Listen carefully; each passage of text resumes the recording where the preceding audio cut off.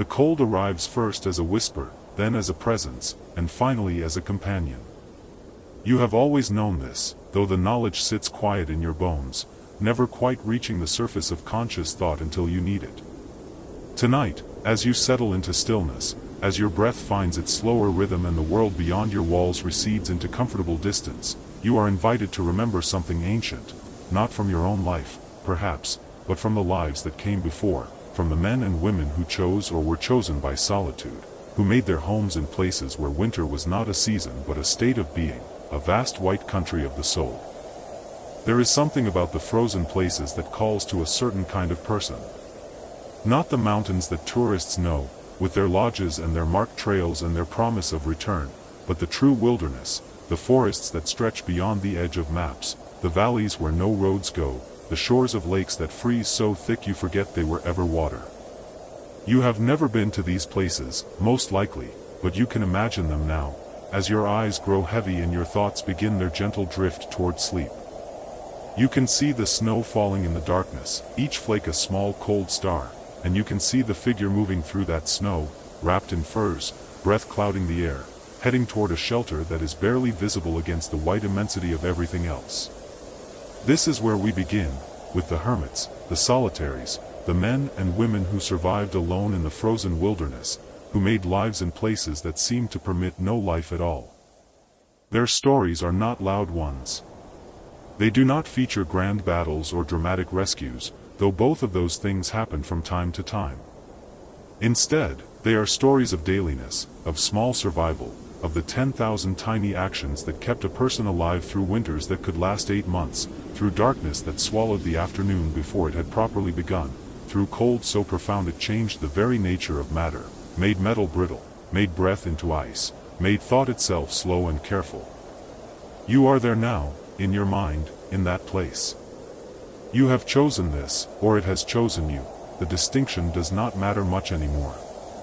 What matters is the cabin, if you can call it that, this structure of logs and mud and hope that stands in a clearing you carved yourself from the spruce forest, each tree felled with an axe whose handle you smoothed with your own hands over weeks of work.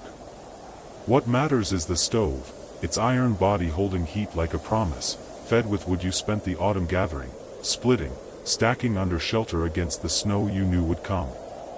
What matters is the silence, which is not really silence at all but a different kind of sound, the creak of timber contracting in the cold, the whisper of wind through spruce needles, the distant crack of a tree splitting under the weight of ice, sharp as a rifle shot but somehow gentler, part of the forest's conversation with itself.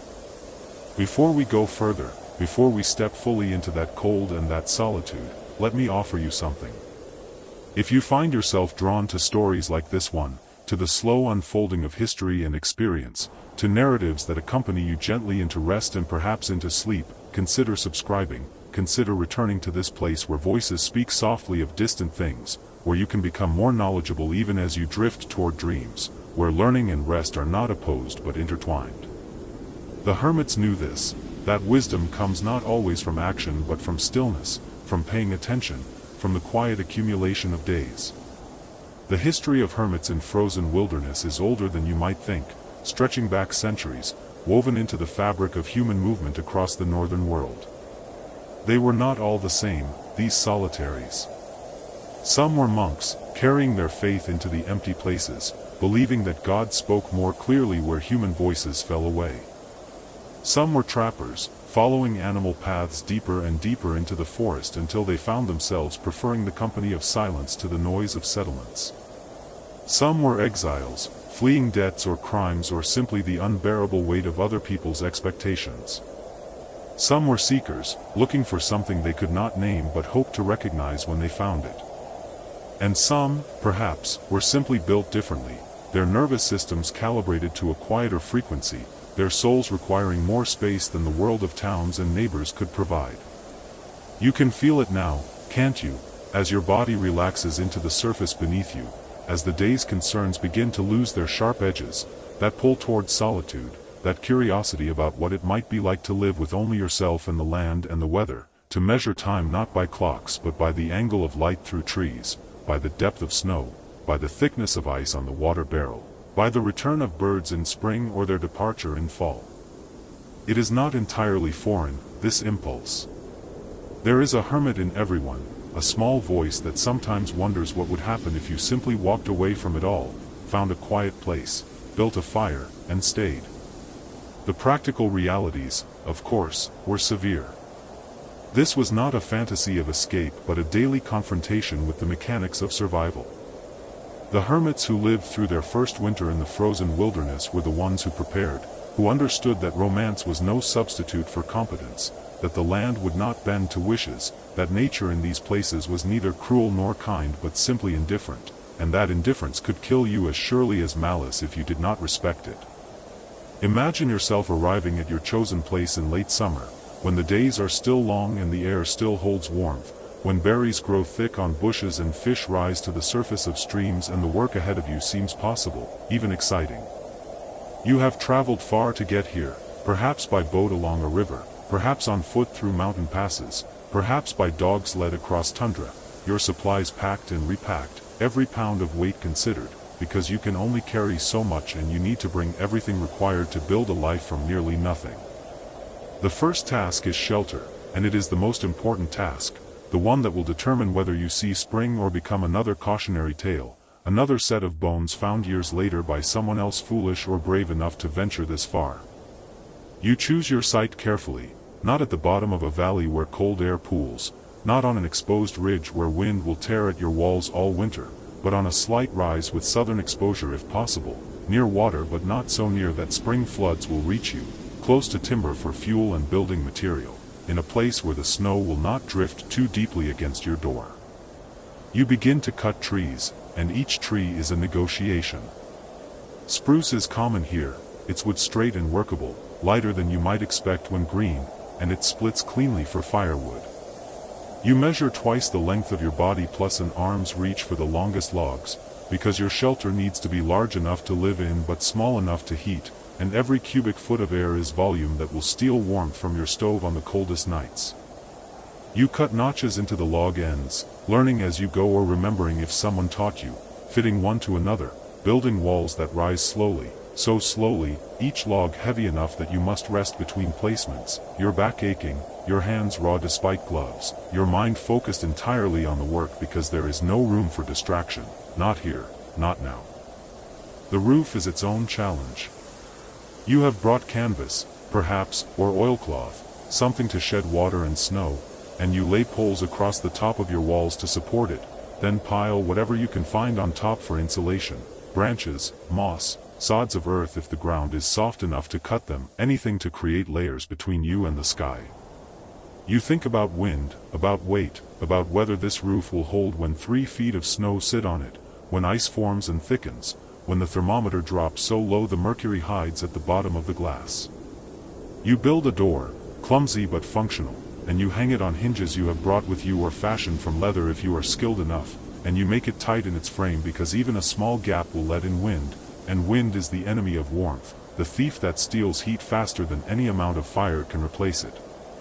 You build a window, or rather a small opening covered with something translucent, glass if you have it, oiled paper if you don't, anything to let in a little light during the brief hours when light exists, because the darkness of the far north winter is not just an absence of sun but a presence of its own, a weight that presses on the mind, that makes even simple tasks feel effortful, that must be resisted with whatever small illuminations you can manage. And you build a stove, or install the one you have brought, and this is your lifeline, your most crucial piece of equipment. It is not large, this stove, perhaps 3 feet long and 2 feet wide and 2 feet tall, made of cast iron or steel, with a door for loading wood and vents for controlling airflow and a pipe that rises through your roof, and you seal that pipe's passage carefully because any gap there will drip heat into the cold air above. You test the stove, burning small fires, learning its personality, discovering how it draws, how much wood it needs, how to bank the coals at night so that embers will still glow in the morning, how to wake those embers into flame without wasting matches or the precious supply of birch bark you have gathered for kindling. All of this happens while the season turns, while the days grow shorter and the nights longer, while frost begins to appear in the mornings and the leaves of the few deciduous trees among the spruce turn yellow and fall and blow away. You work from first light to last light, and then you work by firelight, because there is always more to do, always another preparation to make. You gather berries and dry them, their sweetness concentrated into small dark things that will remind you in February what flavor tastes like beyond salt and fat and smoke. You catch fish and smoke them over a slow fire until they are hard and will keep through the winter without spoiling. You hunt if you can, if you have a rifle and ammunition, if your aim is good and your luck holds, bringing down a moose or caribou or deer, and then comes the work of butchering, of cutting the meat into portions, of rendering the fat, of saving the hide for mittens or blankets or repairs to your boots, of using every part because nothing can be wasted, not here. You cut firewood, cord after cord of it, until your arms feel like they might fall off, until the axe handle is dark with the sweat of your palms, until you have split and stacked enough to fill the small woodshed you have built against the north wall of your cabin, and then you cut more, because you cannot cut wood in January when the cold makes the trees explode under the axe blade, when your breath freezes in your lungs, when exposed skin can get frostbite in minutes. You estimate you need half a cord per month, maybe more, and that means 4 cords at minimum for a winter that might last 8 months, might last longer, and so you cut 6 cords to be safe, and even then you wonder if it will be enough. The light changes as September becomes October, becomes November. It is not just that the days are shorter but that the light itself is different, paler, thinner, as though it arrives from a greater distance and carries less conviction. The sun when it appears sits low on the horizon, casting long shadows even at midday, and there are days when it does not appear at all, when the clouds sit heavy and gray and leak a fine cold rain that turns to sleet and then to snow, the first snow, which is always a revelation even when you expect it, even when you have been preparing for it for months. The snow transforms everything. It softens the sharp edges of stumps and rocks, muffles sound, makes the world feel both smaller and larger at once, smaller because you can see less far through the falling flakes, larger because the familiar landmarks disappear under white and everything becomes undifferentiated, a study in subtle variations of gray and white and the dark verticals of tree trunks. You stand outside your cabin watching the snow fall, feeling it touch your face, and you think about what this means, about how the world you knew just yesterday is now gone until spring, about how you are committed now to this place and this choice, because travel in deep winter is possible but dangerous, and you are no longer certain where the trails are. And even if you could find your way out, you have put too much work into this place to abandon it.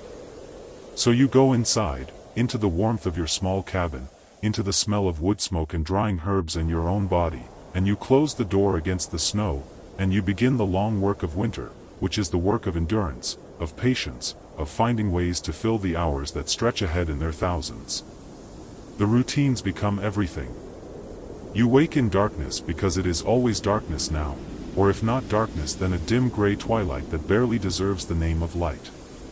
You wake cold because the fire has burned down in the night, and you slide from under your blankets and furs, and the air in the cabin is cold enough that you can see your breath, and you kneel before the stove and open its door and find the coals you banked the night before, and you add kindling, small pieces of split wood or birch bark, and you blow gently, and the coals glow brighter, and the kindling catches, and you add larger pieces, and slowly, warmth begins to return.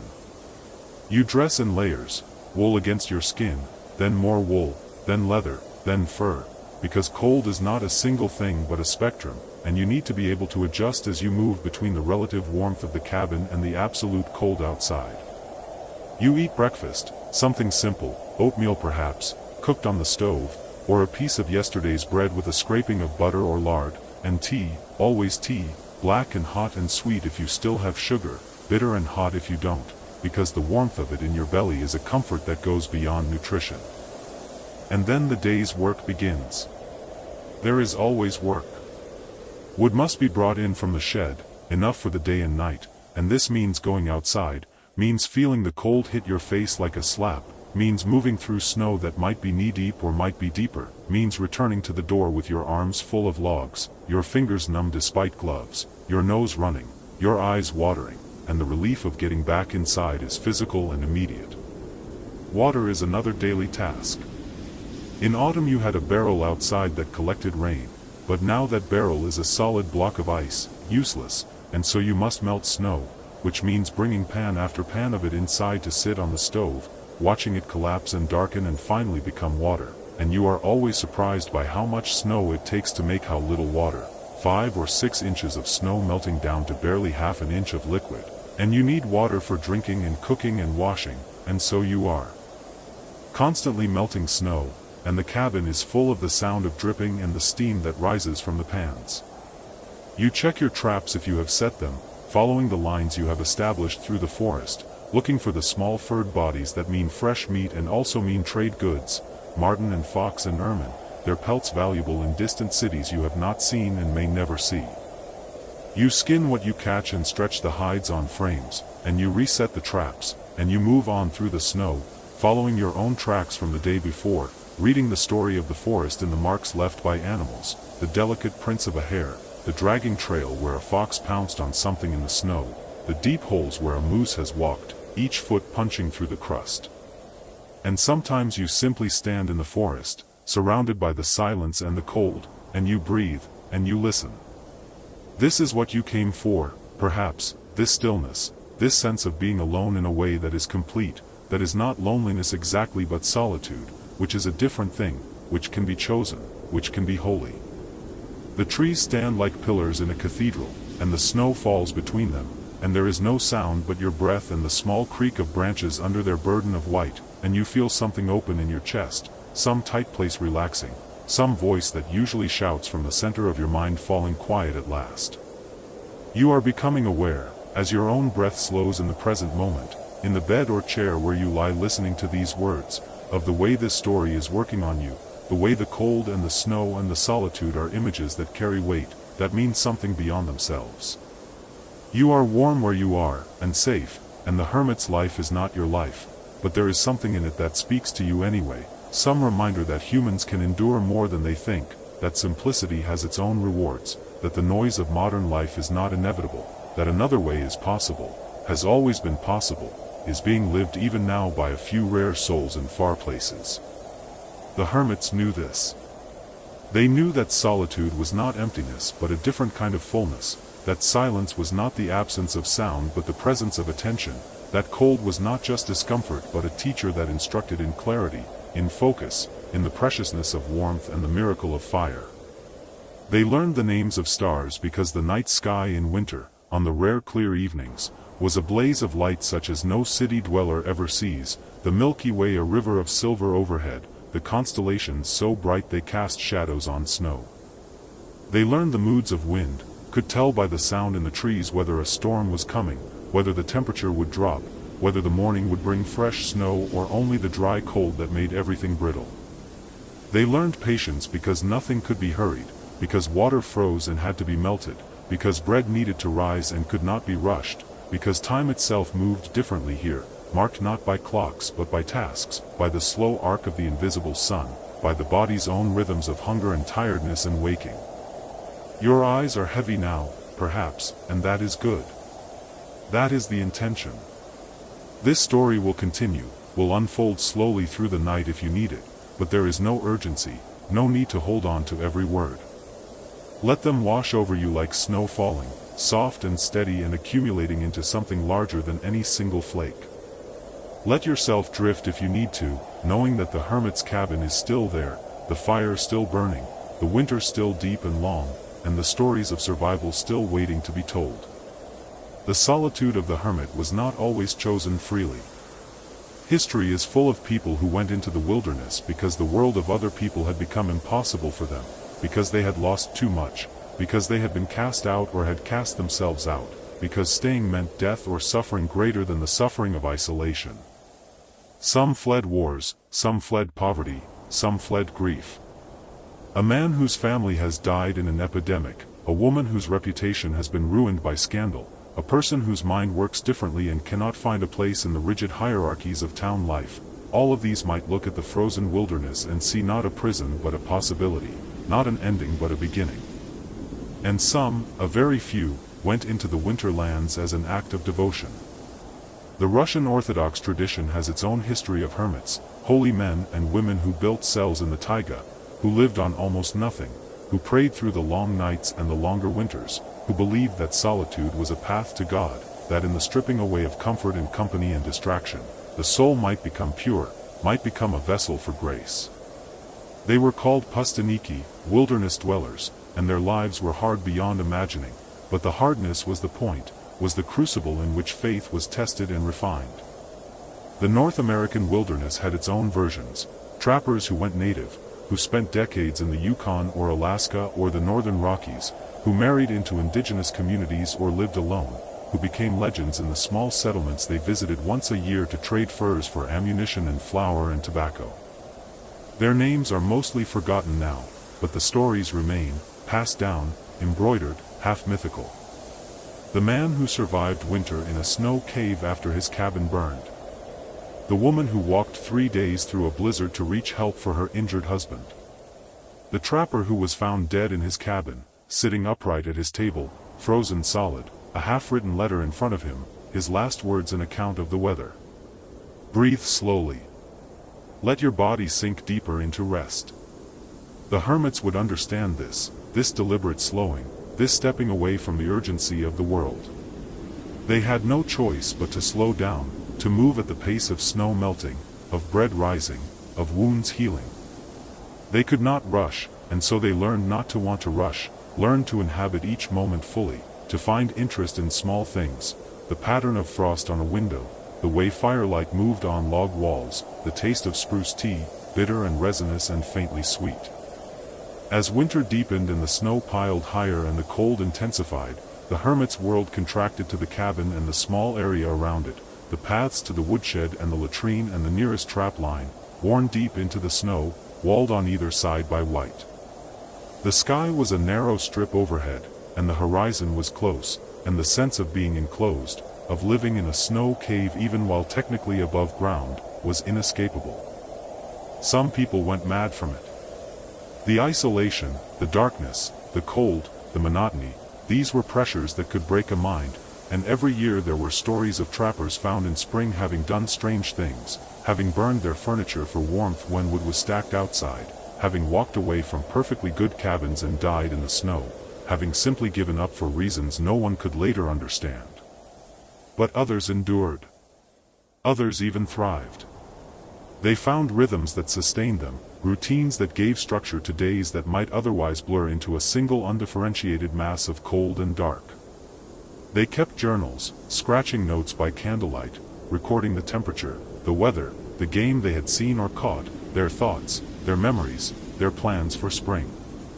They carved wood, making small figures or spoons or boxes, their hands needing work, needing to create something. They read if they had books, the same books over and over until the words were memorized, until the books fell apart and had to be repaired with thread and glue made from boiled fish bones.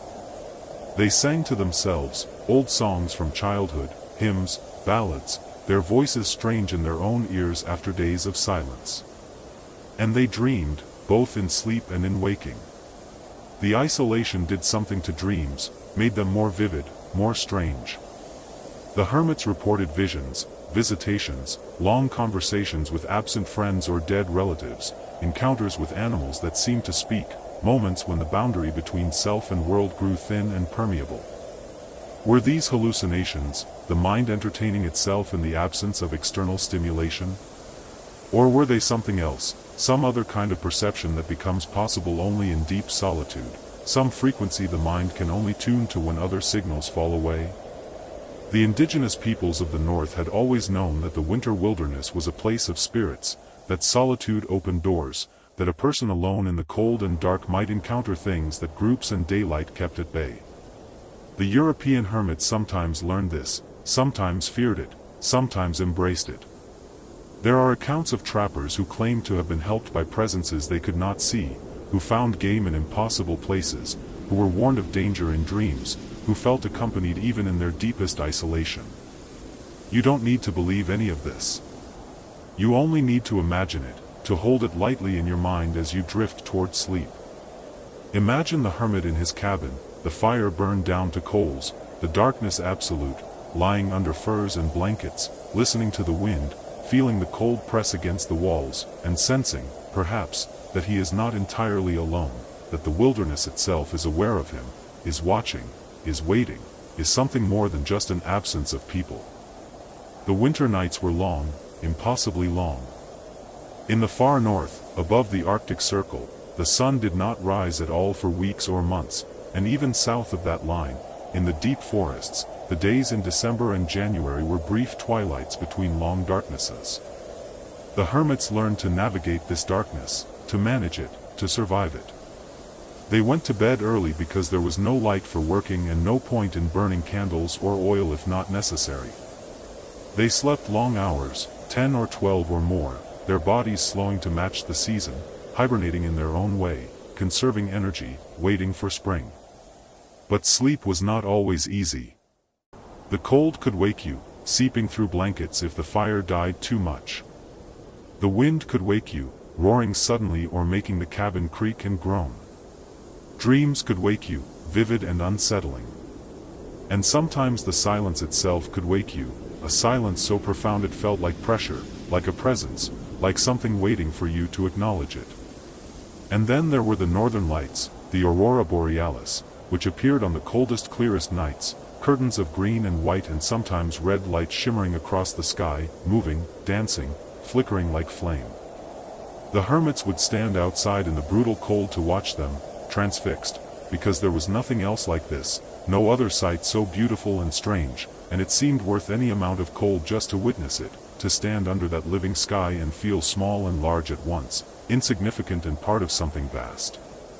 The mechanics of survival required constant attention, but there was also, paradoxically, time, great stretches of it, hours upon hours when the work was done and there was nothing to do but sit, think, be.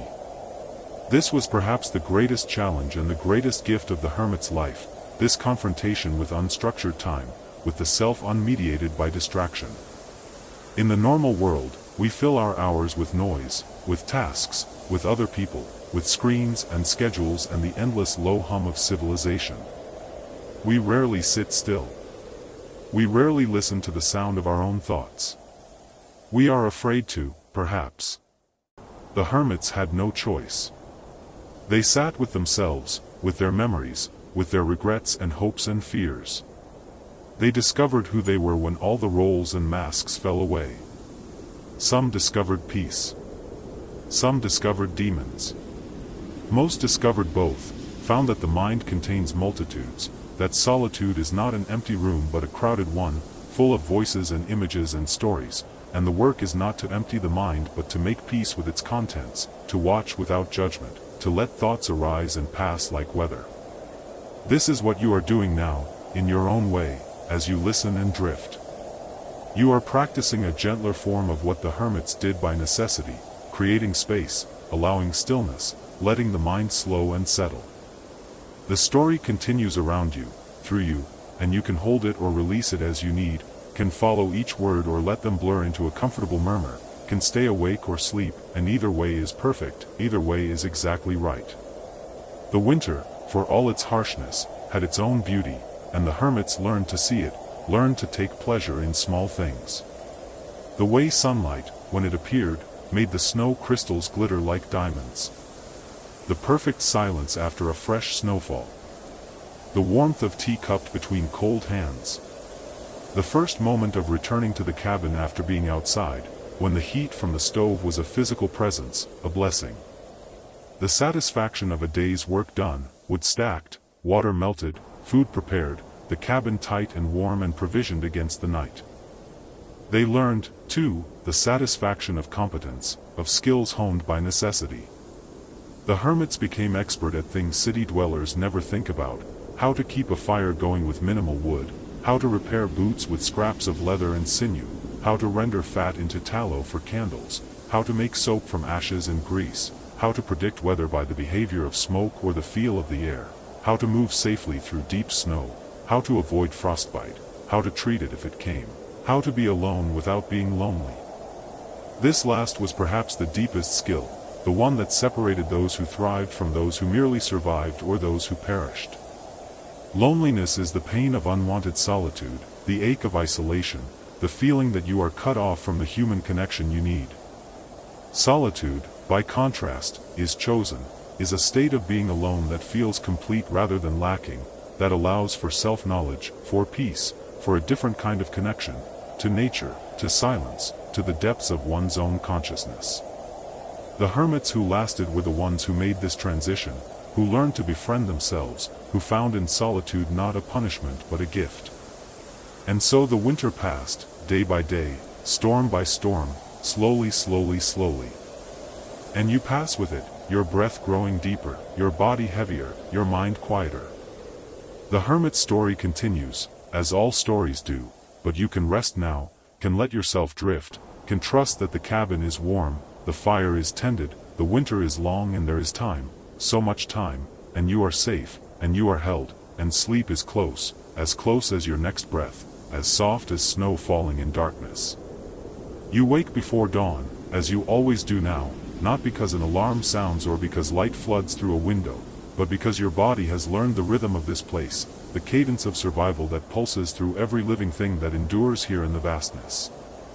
The darkness inside your cabin is absolute, a kind of blackness that exists only far from cities, far from the glow of human congregation, and you lie still for a moment beneath the pile of furs and wool blankets you have gathered over the months, feeling the cold air on your face, the only part of you exposed to the frigid atmosphere that fills every corner of the small space you have built with your own hands. Outside, the wind moves through the spruce and pine, a low whisper that never entirely ceases, and you recognize in its voice the particular quality of deep winter, the dry susurration of snow crystals blown across crusted drifts, the subtle creak of branches bearing their white burden. You have learned to read these sounds the way you once read newspapers or books, extracting information, understanding conditions, preparing your mind for what the day will require. The wind tonight carries no storm, no threat of the obliterating blizzards that sometimes lock you inside for days at a stretch, but it speaks of cold, of temperatures that would kill an unprepared person in less than an hour. You rise slowly, conserving energy as you have learned to do, every movement deliberate and economical.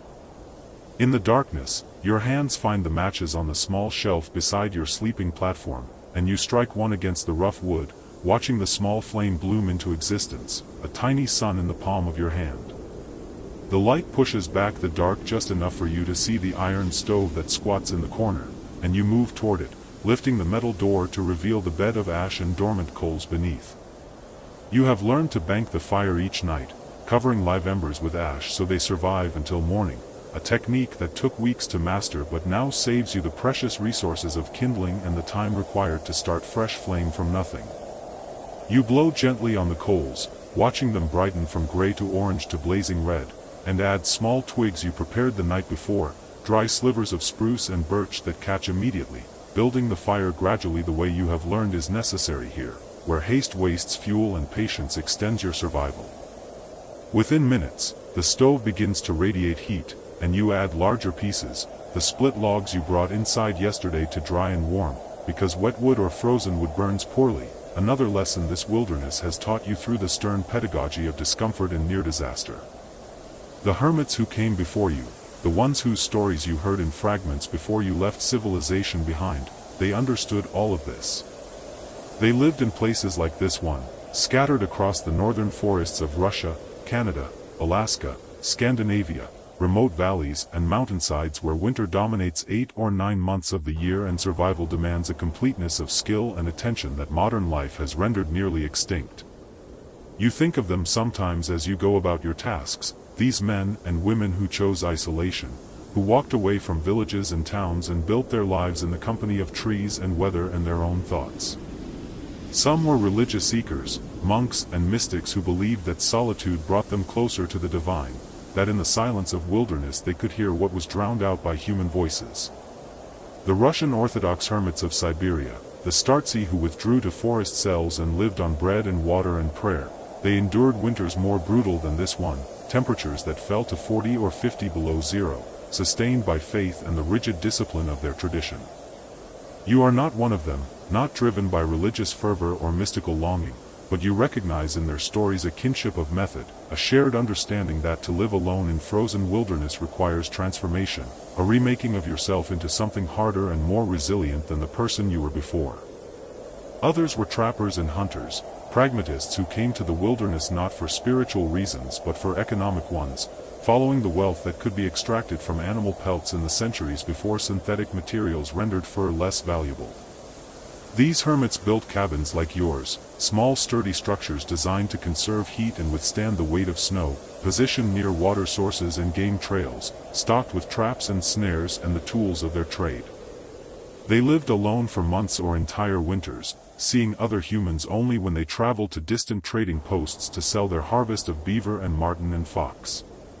Many never returned to civilization at all, growing so adapted to solitude that the presence of others became uncomfortable, their personalities reshaping around the contours of their isolation until they could no longer fit into the spaces they had left behind. You understand this too, this slow metamorphosis. You have been here nearly a year now, and already you notice changes in yourself, in the way you think and move and perceive the world. Time feels different, less like a river flowing in one direction and more like a vast still pond that you wade through slowly, each day containing within it all the days that came before and all those yet to come. You measure duration not by clocks but by the angle of sunlight, the depth of snow, the thickness of ice on the creek that runs 100 yards from your door. You have learned to pay attention to details you would never have noticed before, the behavior of birds, the texture of clouds, the smell of air before precipitation, because these details matter now in ways they never did when you lived surrounded by walls and electricity and the accumulated infrastructure that keeps most people alive without their even knowing it. The cabin grows warmer as the fire strengthens, and you dress in layers, the same careful process you perform every morning. First the inner layers, wool long underwear you hand-washed a week ago and dried near the stove, then wool pants and a heavy flannel shirt, then a wool sweater your mother knit years ago that you brought with you, one of the few personal items you allowed yourself in the careful calculation of what to carry into this new life. Wool, you have learned, is perhaps the most important material in cold climates, because unlike cotton it retains its insulating properties even when damp, and dampness is a constant challenge here, where your breath condenses on everything, where snow melts into your clothing when you work, where the moisture from cooking and washing adds humidity to the air that freezes on the coldest surfaces. Your boots stand beside the stove where you placed them last night, because frozen boots in the morning can mean frostbite or worse, another small piece of knowledge that hermits accumulate through experience. You pull them on over 2 layers of wool socks, thick felt liners that cushion your feet and trap warmth, then lace them carefully, tight enough to provide support but not so tight that they restrict circulation. Poor circulation in the extremities, you have read, is one of the primary causes of frostbite, and you think about circulation often now, about keeping blood flowing to fingers and toes, about the delicate balance between too much insulation that causes sweat and too little that allows cold to penetrate. Outside, the darkness has begun to thin, not yet dawn but that transitional moment when the sky shifts from black to deep blue, and you can just begin to see the shapes of trees against the snow. This is your favorite time, this threshold between night and day, when the world feels poised and expectant, holding its breath before the subtle drama of sunrise. You have watched this transformation hundreds of times now, and it never loses its quiet power, the way light returns each morning despite the cold and dark, reliable as nothing else in this uncertain existence. You open the cabin door, pushing against the resistance of snow that has drifted against the base during the night, and step out into the shocking cold of morning. The temperature has dropped during the darkness, as it always does, and you estimate it must be somewhere near 20 below zero, perhaps colder. You have no thermometer, another deliberate choice, because you decided early that knowing the exact temperature would serve no purpose except to make you anxious or proud, and neither emotion helps you survive. Instead you have learned to read cold by how it feels, by how quickly exposed skin begins to sting, by how the inside of your nose freezes when you inhale, by the quality of the air itself, which seems to crystallize at the coldest temperatures, becoming almost solid, something you move through rather than simply breathe. The sky above is clear, scattered with stars that are just beginning to fade, and you know this means the cold will intensify before it breaks, that clear skies allow heat to radiate away into space while clouds trap it close to Earth.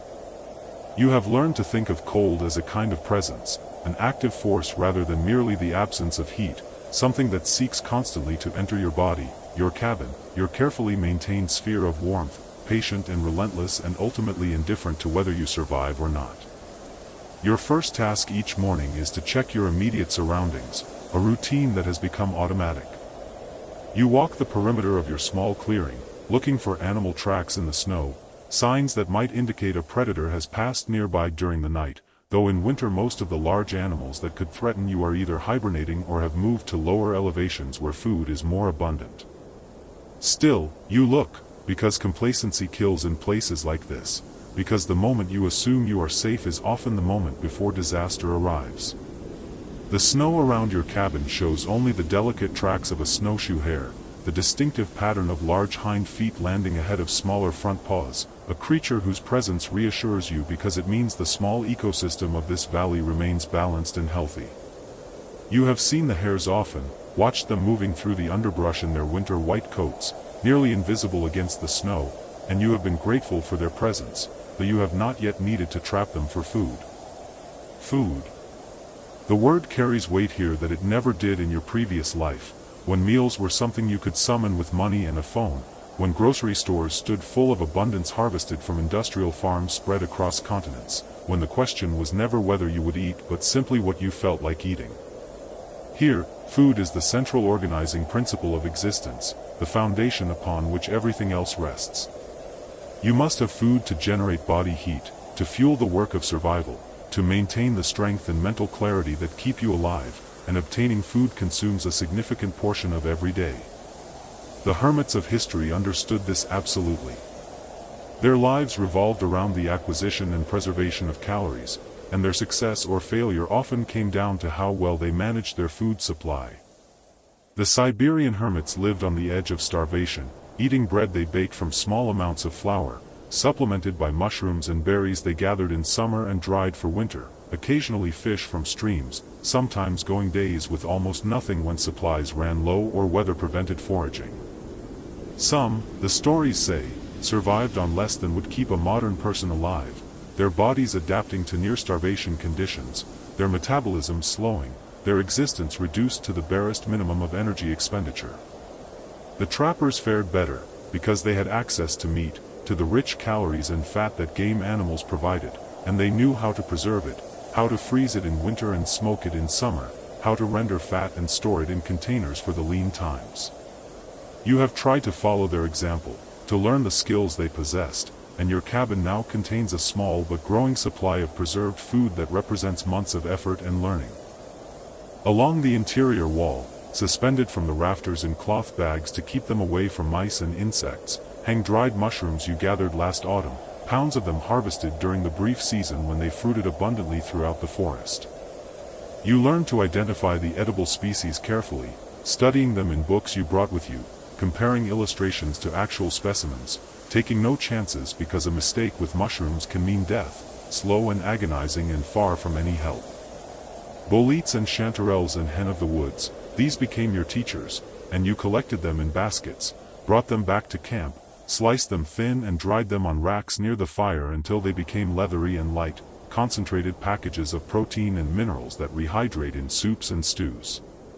On shelves you built from split logs, jars contain other treasures from the brief abundance of autumn, wild berries preserved in their own juices, cooked down until thick and sweet, sealed in glass containers you carried in at great effort because you knew they would be essential.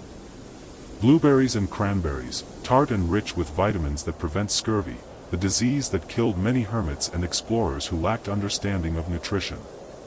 You learned about scurvy in your preparations, read accounts of its symptoms, the bleeding gums and loosening teeth, the profound weakness and ultimately death that came to those who went months without fresh plant foods, and you determined not to suffer the same fate. Most importantly, in a cache dug into the permafrost outside, wrapped carefully in bark and cloth, you have meat. 2 deer you took in early autumn with the rifle you brought, animals you stalked for days before getting clean shots, kills you made as quick and clean as you could, grateful for the lives that would sustain yours. You field dressed them where they fell, then spent days processing the carcasses, cutting meat into strips and smoking it over a low fire fed with alder and willow, the traditional woods that impart flavor while preserving flesh.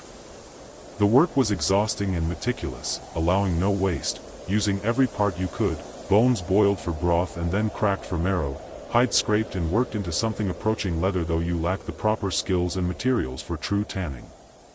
This meat represents your primary insurance against starvation, the caloric foundation that allows you to survive winter, and you ration it carefully, eating small amounts each day, making it last because you cannot know when you might take another animal, cannot assume the same success will come again. Hunting in winter is different, harder, and you are still learning its patterns and requirements. Beyond food, water occupies your attention each morning. In summer, the creek provided endless fresh water, cold and clear and requiring nothing but collection. Winter transforms water from abundance to labor. The creek still flows, because it springs from deep sources that never freeze, but its surface is locked beneath 2 feet of ice that you must break through each day to reach the liquid below. You keep a hole open, visiting it every morning and evening to chop away the new ice that constantly forms, and you carry water back to the cabin in buckets, careful not to spill any because spilled water freezes instantly and creates hazardous ice patches.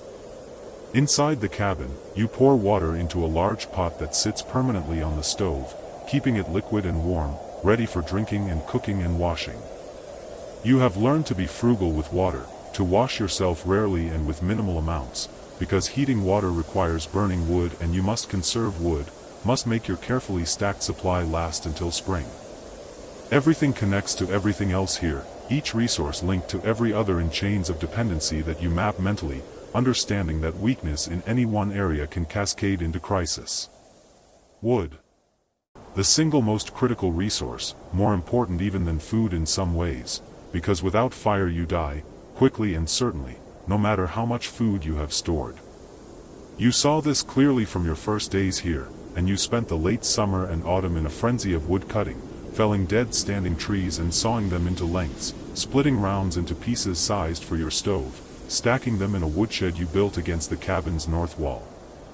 The woodshed represents hundreds of hours of labor, thousands of individual pieces, each one carried and stacked, and you try to calculate enough for winter but you cannot be certain, because you do not know how long this winter will be, how cold, how much fuel you will need to burn to stay alive. The hermits who survived were meticulous about firewood.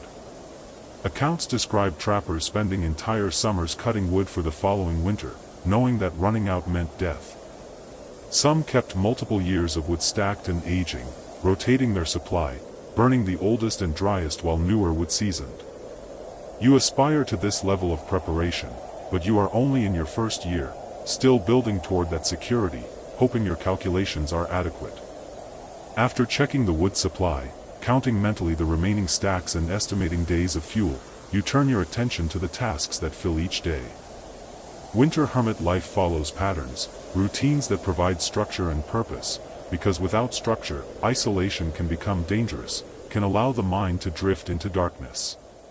You have read about this too, about hermits who went mad in solitude, who began talking to themselves or to imaginary companions, who lost their grip on reality in the absence of other human voices. You guard against this by maintaining disciplines, by giving each day shape and meaning. Morning tasks blend into midday. You inspect your small trapline, a circuit of a dozen sets placed along game trails within an hour's walk of the cabin. These are not steel leg-hold traps but snares, wire loops positioned to catch rabbits and other small animals, supplementing your food supply and providing fur. You are learning to work. Checking traps gives you exercise, keeps you moving, forces you outside even on the coldest days when every instinct says to remain by the fire. Movement is survival here, because stillness allows cold to penetrate, allows muscles to stiffen and blood to slow, and you have learned to keep moving, to find work even when there seems to be none, to split kindling that is already split, to organize supplies that are already organized, anything to maintain activity and warmth. The trapline winds through forest you have come to know intimately, every tree and boulder and fallen log now familiar as the rooms of a house. In spring and summer, this forest was a riot of life, birds calling from every direction, insects humming, squirrels chattering, the constant rustle of small animals moving through undergrowth. Winter has simplified everything, reduced the soundscape to wind and the occasional raven's call, and you move through vast silence broken only by your own breathing and the crunch of snow under your boots. Today, 2 snares have been successful, 2 snowshoe hares frozen in the wire, clean kills that died quickly. You hope. You remove them carefully, reset the snares, and carry the animals back to camp draped over your shoulder. At the cabin, you skin them with the knife you keep sharp through constant maintenance, another crucial task because a dull knife is dangerous, requires too much force, can slip and cause injury that would be catastrophic here, alone, with no possibility of medical help. The pelts you will scrape and dry, adding them to a growing collection that you imagine might someday be traded or sold, though trade requires contact with others and you have seen no other human since early autumn when the bush pilot dropped you at the small lake 5 miles from here, landing on floats and unloading your supplies and leaving you with a promise to return in spring if weather permitted. The meat from the hares you prepare immediately, cutting it into pieces you add to a pot with dried mushrooms and water, setting it on the stove to simmer into stew that will feed you for 2 days. Nothing is wasted, bones and all go into the pot, because you have learned that survival here means extracting every possible calorie, every bit of nutrition from every source. The fat, what little there is, you skim and save separately, because fat is precious, concentrated energy that your body craves in the cold, and wild game is generally lean, lacking the marbled richness of domestic meat. As the stew cooks, filling the cabin with fragrance that makes your mouth water, you turn to other work. There is always work, an endless list of maintenance and preparation, because everything here degrades, wears out, breaks down, and you must constantly repair and maintain. Your clothing needs mending, small tears stitched closed before they become large tears. Your tools need sharpening. The chinking between the cabin's logs needs inspection, gaps filled with moss and mud to prevent drafts. The roof needs checking, snow cleared if accumulation becomes too heavy. Your mind needs tending too, and you read from the small library of books you brought, classic texts you chose carefully, knowing they would be your only intellectual companionship. Among your books are accounts by other hermits, memoirs and diaries that document earlier lives like yours. You read these with particular attention, searching for wisdom, for techniques and insights that might help you survive. One book describes the life of a Russian hermit named Agafia Lykova, member of a family of old believers who fled religious persecution in the 1930s and lived for decades in the Siberian taiga, unknown to the outside world until discovered by geologists in 1978. The Lykovs survived brutal conditions, raised children in the wilderness, endured famines that killed family members, all while maintaining their faith and traditions. Their story amazes you, the sheer tenacity and skill required to raise children in such isolation, to pass on knowledge and culture with no outside support. Another volume contains the journals of Richard Proenik, who built a cabin by hand in Alaska and lived alone there for 30 years, documenting everything in meticulous detail, his methods of construction and food preservation and his daily routines. His journals have become your manual, and you have tried to follow his example in many ways, learning from his successes and his difficulties. Proenik wrote of the deep satisfaction he found in self-sufficiency, in providing for himself through skill and labor, and you recognize that satisfaction growing in yourself, the quiet pride that comes from solving problems, from adapting and surviving. You read also from older sources, accounts of North American trappers and mountain men from the 19th century, men like Hugh Glass and Jedediah Smith and John Coulter who survived ordeals in wilderness that tested the absolute limits of human endurance.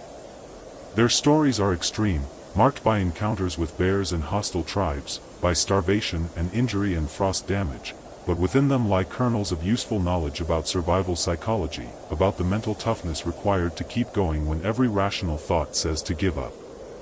And you read beyond survival literature, carrying with you books of philosophy and poetry, history and nature writing, maintaining connection to the larger currents of human thought even in your isolation. These books remind you that solitude has a long tradition, that hermits and contemplatives have always existed at the edges of society, thinking and observing and sometimes contributing insights that those immersed in daily social life cannot see. The Desert Fathers of early Christianity, the Taoist sages of ancient China, the transcendentalists of 19th century America, all sought periods of isolation, believing that separation from human society could lead to deeper understanding of truth or nature or the self. You are not certain what you seek here, not driven by religious calling or philosophical project, but simply by a need that grew in you slowly, a feeling that life in civilization had become unbearable, too loud and fast and shallow, that you were drowning in comfort and convenience and constant connectivity, that you needed to step away, to find out what you were capable of, to test yourself against something real and unforgiving. The wilderness provides this test daily, hourly, in ways both dramatic and subtle, and you find that you are learning not just skills but something harder to name, a kind of clarity or presence that comes from living close to the edge of survival. Afternoon light, what little penetrates the heavy clouds that have moved in while you worked, begins to fade earlier than seems right, but you have grown accustomed to winter's abbreviated days. At this latitude, this season, you have perhaps 6 hours of usable daylight, and you have learned to work within that constraint, to accomplish what you can during light hours and save other tasks for the long evenings by firelight. The shortness of days affects mood, you notice, creates a tendency toward melancholy that you must consciously resist, maintaining mental disciplines the way you maintain physical ones. You eat your evening meal as darkness completes its claim on the world outside, sitting at the small table you built from split logs, spooning up the rabbit stew and savoring each bite, eating slowly because there is no reason to hurry, no appointment or schedule demanding you rush. The meat is lean and slightly gamey, the mushrooms add earthiness, and the whole dish is richer and more satisfying than any meal you remember from your previous life, because you earned this food, killed and gathered and prepared it yourself, and it is keeping you alive in a place that wants you dead. After eating, you clean your few dishes with hot water from the stove, then bank the fire for the night, going through the ritual you have perfected, reducing flame to coals, covering coals with ash, adjusting the damper to minimize airflow while keeping embers alive. Outside, wind has picked up, and you hear it testing the cabin, pressing against walls and roof, finding any weakness, any gap. But the cabin holds, solid and tight, a shelter you built with your own hands from trees you felled, and it keeps the vast cold at bay, creates a small sphere of warmth and light in the frozen darkness. You lie down on your sleeping platform, pulling the furs and blankets over you, and allow your body to relax into rest. Sleep comes more easily here than it ever did in civilization, deep and dreamless sleep born of physical exhaustion and the absence of artificial stimulation. As consciousness fades, your last thoughts are of tomorrow, of the tasks waiting, of the continuing challenge of survival, and beneath those thoughts runs a deeper current of something like contentment, an awareness that you are exactly where you chose to be, living exactly the life you chose to live, alone in frozen wilderness, following in the footsteps of all the hermits who came before, learning what they learned, surviving as they survived, day by day, season by season, for as long as you can. You wake in darkness so complete it feels like a presence in itself, a weight pressing gently against your eyelids. For a moment, you cannot remember where you are.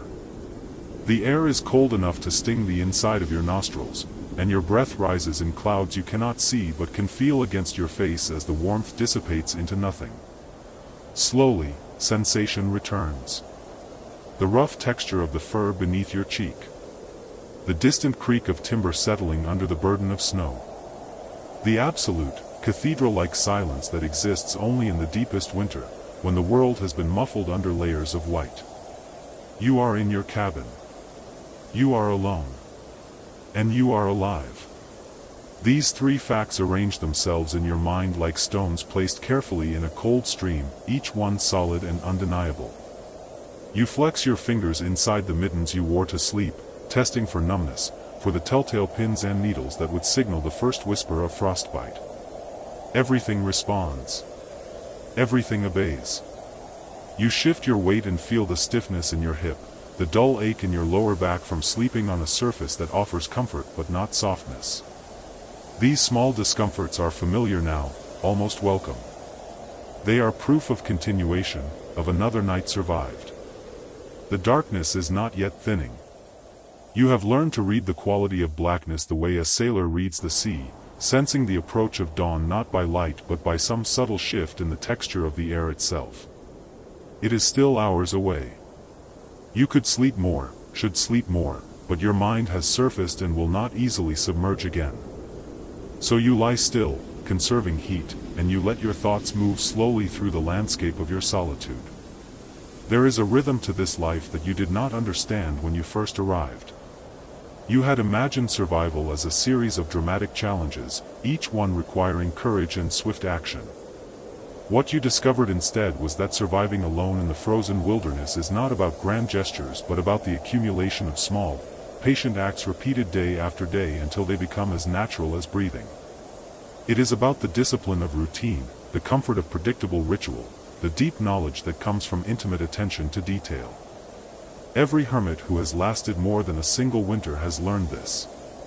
The ones who failed, the ones whose cabins you sometimes found empty and cold when you were still traveling, still seeking the perfect place to stop, they were the ones who fought against the rhythm instead of surrendering to it. They tried to maintain the frantic pace of the world they had left behind, or they swung to the opposite extreme and let the days dissolve into formless idleness. Either way, they did not last. The wilderness does not reward panic, and it does not forgive carelessness born of boredom. You learned this from the traces they left behind.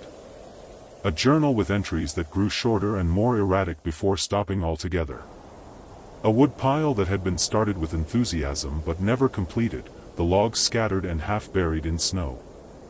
A cache of food improperly stored, torn open by animals whose tracks circled the cabin in patient spirals. These silent testimonies taught you what the books could not. They showed you that survival here demands a particular quality of attention, a willingness to be present with every small task, to find meaning in the mundane, to understand that splitting wood and hauling water are not interruptions of your real life but the substance of it. So you built your days with care, the way a mason builds a wall, each action placed deliberately upon the one before. You wake in darkness. You tend the fire. You melt snow for water. You eat a measured portion of your stores. You attend to the needs of your body and your shelter. You move through these tasks slowly, without haste, because haste burns calories and calories are the currency of winter survival. Everything you do must be weighed against the energy it costs and the energy it returns. This calculation becomes instinctive after a while. You no longer think consciously about whether a task is worth the effort. Your body knows. Your hands know. When you step outside to check your snares, you move with an efficiency that would look like laziness to someone watching, but is actually the perfection of economy. No wasted motion. No excess effort. Every gesture pared down to its essential form. The snares are your connection to meat, to the protein and fat that your body craves with an intensity that surprises you still, even after months of this life. You check them every day, walking the same route through the trees, your snowshoes following the packed trail you have created through repetition. Most days, you find nothing. The snares hang empty, delicate loops of wire suspended at the height of a rabbit's head, positioned along the narrow paths that animals use to move through the dense undergrowth. But every few days, sometimes once a week, you find the wire pulled tight, and there is weight in your hands as you lift the small body free. You do not feel guilt about this killing, though you remember that you thought you would, back when you were still planning this life from the comfort of a world where meat came wrapped in paper. Here, the relationship is different. The rabbit dies so that you can live, and there is a directness to this exchange that feels honest in a way that your old life never did. You thank the animal quietly as you reset the snare. Not because you believe it can hear you, but because the act of gratitude keeps something human alive inside you, some capacity for recognition that you fear losing more than you fear the cold. The rabbit hangs from your belt as you complete the circuit, checking the other snares, finding them empty. You do not hurry back. The sky is beginning to pale at the edges, a gradual lightning so subtle you would miss it if you were not watching for it.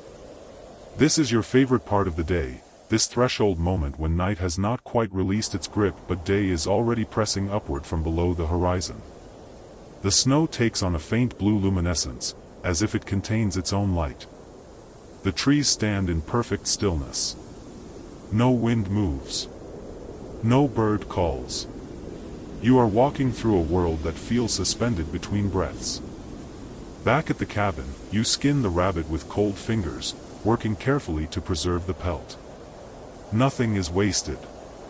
The skin will be stretched and dried, added to the others you have collected, until you have enough to make something useful, mittens or a hat or a lining for your boots.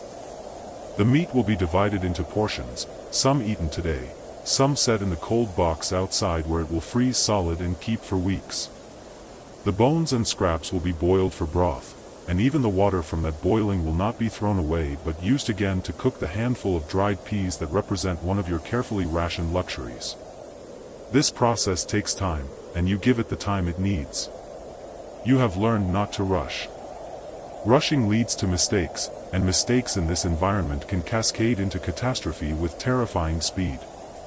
A knife that slips and cuts your hand becomes infected, and infection becomes fever, and fever becomes delirium, and delirium becomes a death that no one will witness or record. So you work slowly, your fingers careful, your attention complete. By the time you have finished, full daylight has arrived, though the sun itself remains hidden behind the thick cloud cover that has pressed down on the valley for 3 days now. The light is flat and shadowless, turning the world into a study in shades of gray and white. You stand in the doorway of your cabin, looking out at this monochrome landscape, and you feel something that you have come to recognize as contentment. Not happiness, exactly. Contentment is quieter than happiness, more durable. It is the satisfaction of having done what needed to be done, of being warm and fed and safe in a place where none of these things can be taken for granted.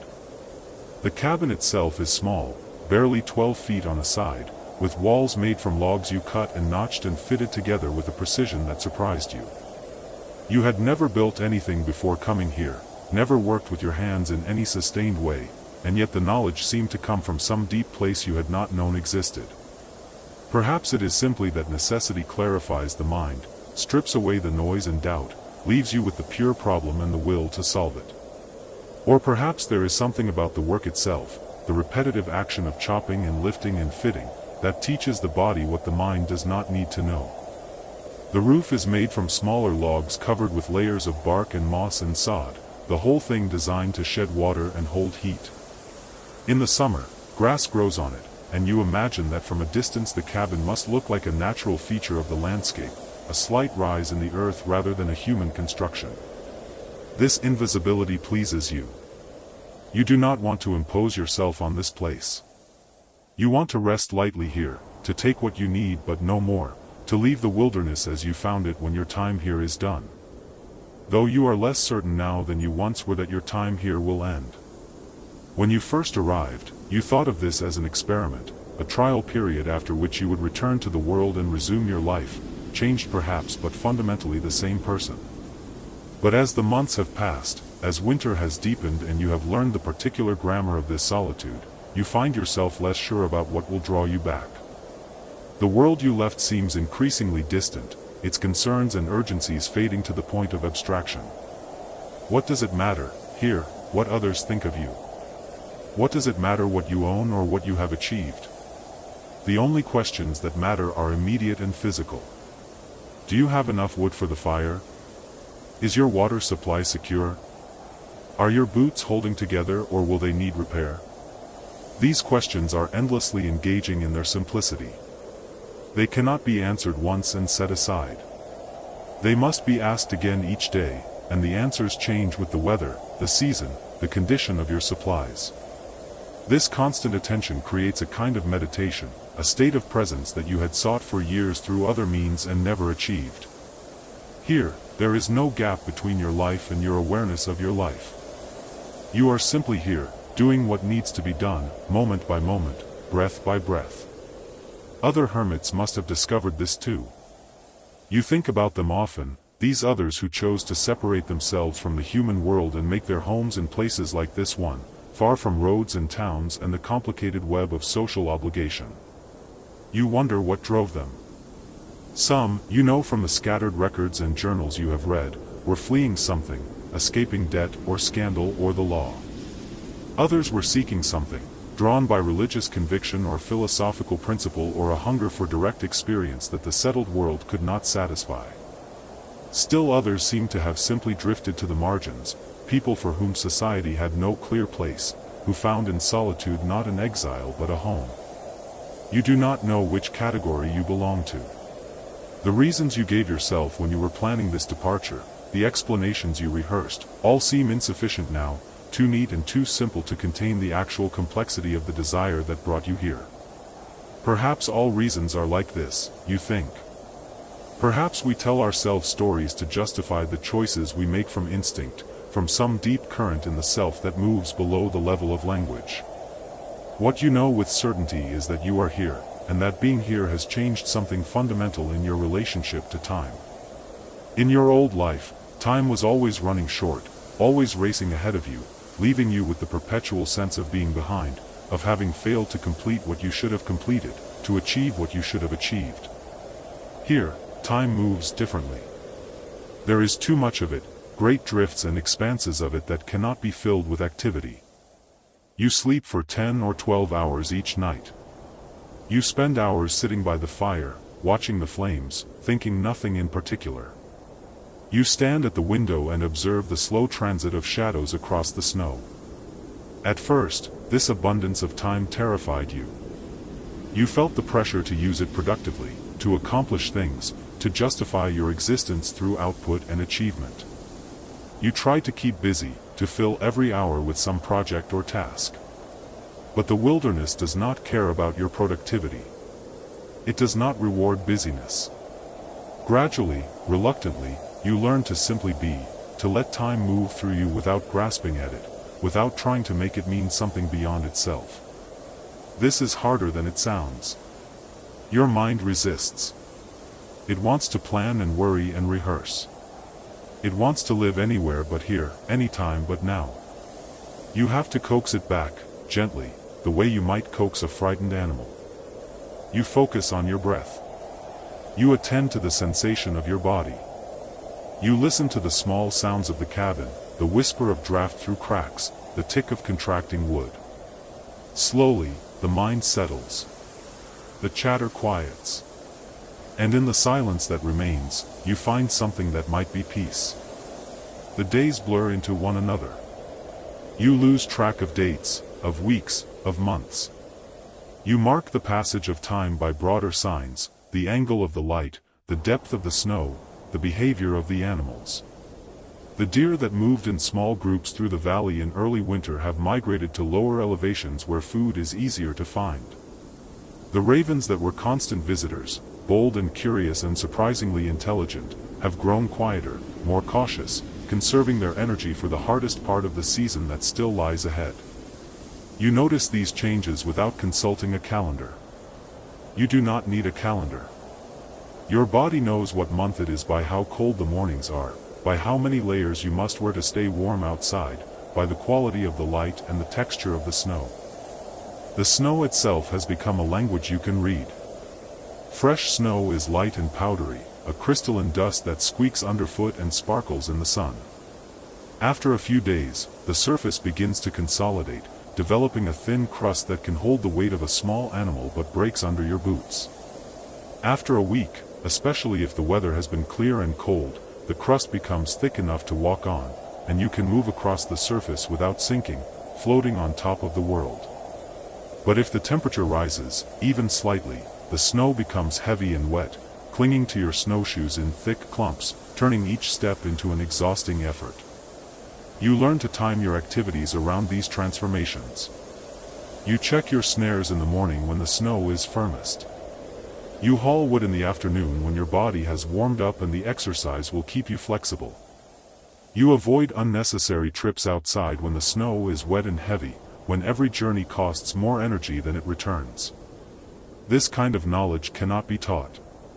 It can only be learned through direct experience, through the accumulation of cold mornings and sore muscles and small mistakes that teach you to pay closer attention. Sometimes, in the evening, you take out the journal you brought with you and try to record what you have learned. But the words feel inadequate, clumsy approximations of the direct, wordless knowledge that lives in your hands and feet and belly. How do you describe the exact pressure needed to split a piece of birch along its grain? How do you convey the subtle shift in wind direction that signals an approaching storm? These things exist beyond language, in the realm of pure sensation and movement. Still, you try. You write slowly, carefully, knowing that the journal may be the only evidence that you were here, that you attempted this improbable thing. Other hermits left journals, and reading them during your preparations was both inspiring and unsettling. Some were eloquent, filled with observations about nature and detailed accounts of daily survival. Others were terse and practical, little more than weather reports and inventory lists. A few descended into confusion or despair, the handwriting growing erratic, the entries repetitive and strange. You promised yourself you would not let that happen. You promised yourself you would remain clear, disciplined, sane.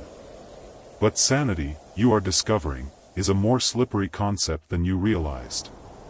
What counts as sane in the context of normal human society, what counts as appropriate and rational, these standards do not necessarily apply here. Is it sane to speak aloud to the ravens, to thank them for their company?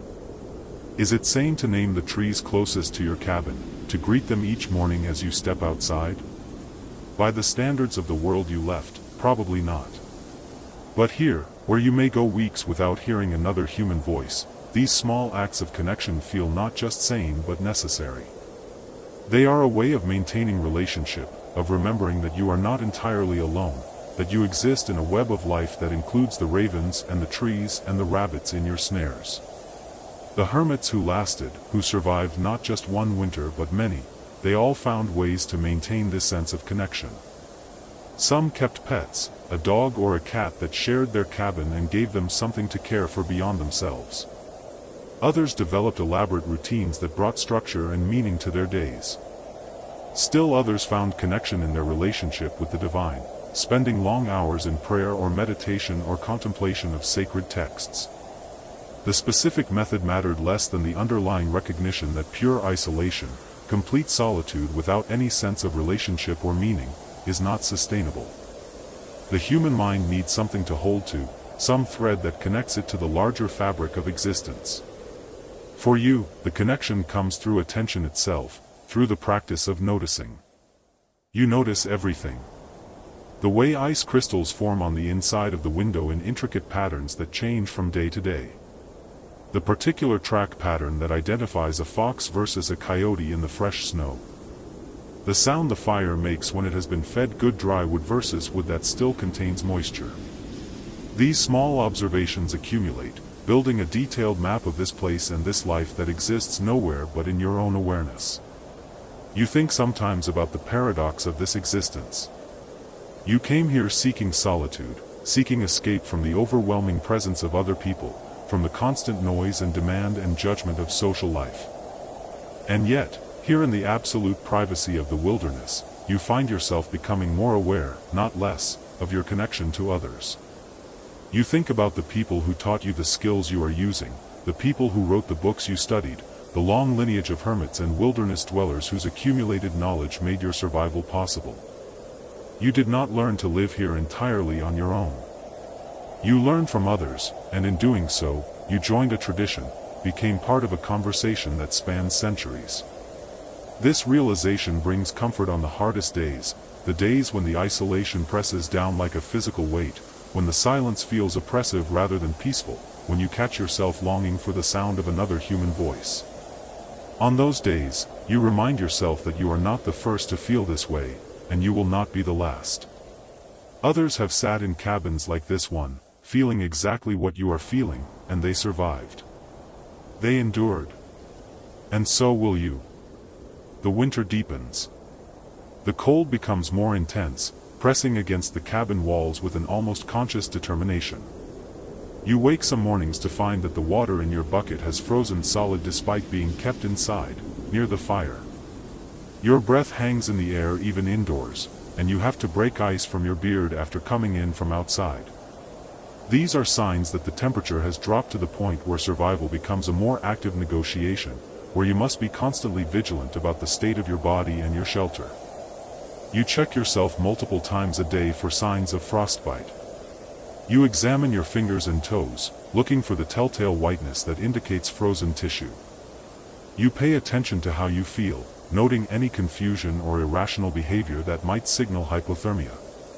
You tend the fire with obsessive care, never letting it die down completely, waking in the night to add wood, to ensure that the small circle of warmth you have created does not collapse. This vigilance is exhausting, and yet it becomes automatic after a while, a background hum of attention that never quite switches off. The hardest part is not the physical challenge but the psychological one. The deep cold brings with it a kind of existential weight, a sense of the world's indifference that can be crushing if you let yourself dwell on it. The wilderness does not care whether you live or die. The cold does not care. The snow does not care. You are a small warm thing in a vast frozen landscape, and your survival depends entirely on your own continued effort. There is no one coming to help you. No one even knows exactly where you are. If you fail, if you make a mistake, the consequence will be final and absolute. Other hermits broke under this realization. You have read their journals, seen how the awareness of their own insignificance grew until it consumed them, until they could no longer find reasons to continue. They did not die of cold or hunger. They died of despair, of the loss of meaning, of the terrible freedom of being completely responsible for their own existence. This is the real danger of the hermit's life, more lethal than any physical hardship. The danger of nihilism, of confronting the emptiness and finding nothing to stand against it. You fight this by creating meaning deliberately, consciously. You assign significance to your routines, treating them not as mere survival necessities but as rituals worth performing with care and attention. The morning fire is not just a fire. It is an act of renewal, a daily recreation of warmth and light in the face of darkness and cold. The water you melt is not just water. It is the substance of life itself, transformed from solid to liquid through your effort and attention. By treating these simple acts as meaningful, you make them meaningful. By bringing awareness and intention to each task, you resist the slide into mechanical repetition or despair. And slowly, gradually, you find that you are not just surviving but actually living.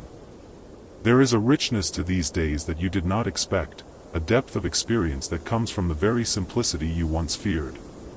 Without the constant distraction of entertainment and social obligation, without the endless noise of a connected world, you discover capacities in yourself that had been dormant. You become a better observer. You become more patient. You develop an intimacy with your own thoughts and feelings that is both uncomfortable and illuminating. You discover, for instance, that much of what you thought of as your personality was actually just habit, patterns of behavior and response that you adopted because they worked in your old environment but have no particular necessity here. Without an audience, without the need to maintain a consistent public self, you find yourself changing, evolving, becoming something you cannot quite name. It is not that you are losing yourself. It is more that you are discovering which parts of yourself are essential and which parts were merely performance. This process of discovery is ongoing and often surprising. You learn that you have more physical endurance than you thought. You learn that you can tolerate discomfort and boredom far better than you imagined. You learn that your mind, when not fed a constant stream of input, begins to generate its own entertainment, weaving elaborate fantasies and memories and speculations that are sometimes more vivid than actual experience. You learn that you can be content with very little, that most of what you thought you needed was actually just want, just desire trained into you by a culture of endless consumption. The hermits of the past must have learned these lessons too.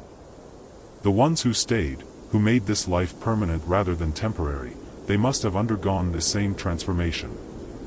They must have stripped away the unnecessary layers until they arrived at some essential self, some core identity that could exist independently of social context. You wonder if they found what they were looking for. You wonder if they were happy, or if happiness was the wrong thing to seek, if they found instead something deeper and more durable than happiness. You wonder, too, what you will carry back with you if you return. Assuming you return. Assuming there is anything to return to. The world you left continues without you, and you have no way of knowing what has changed in your absence.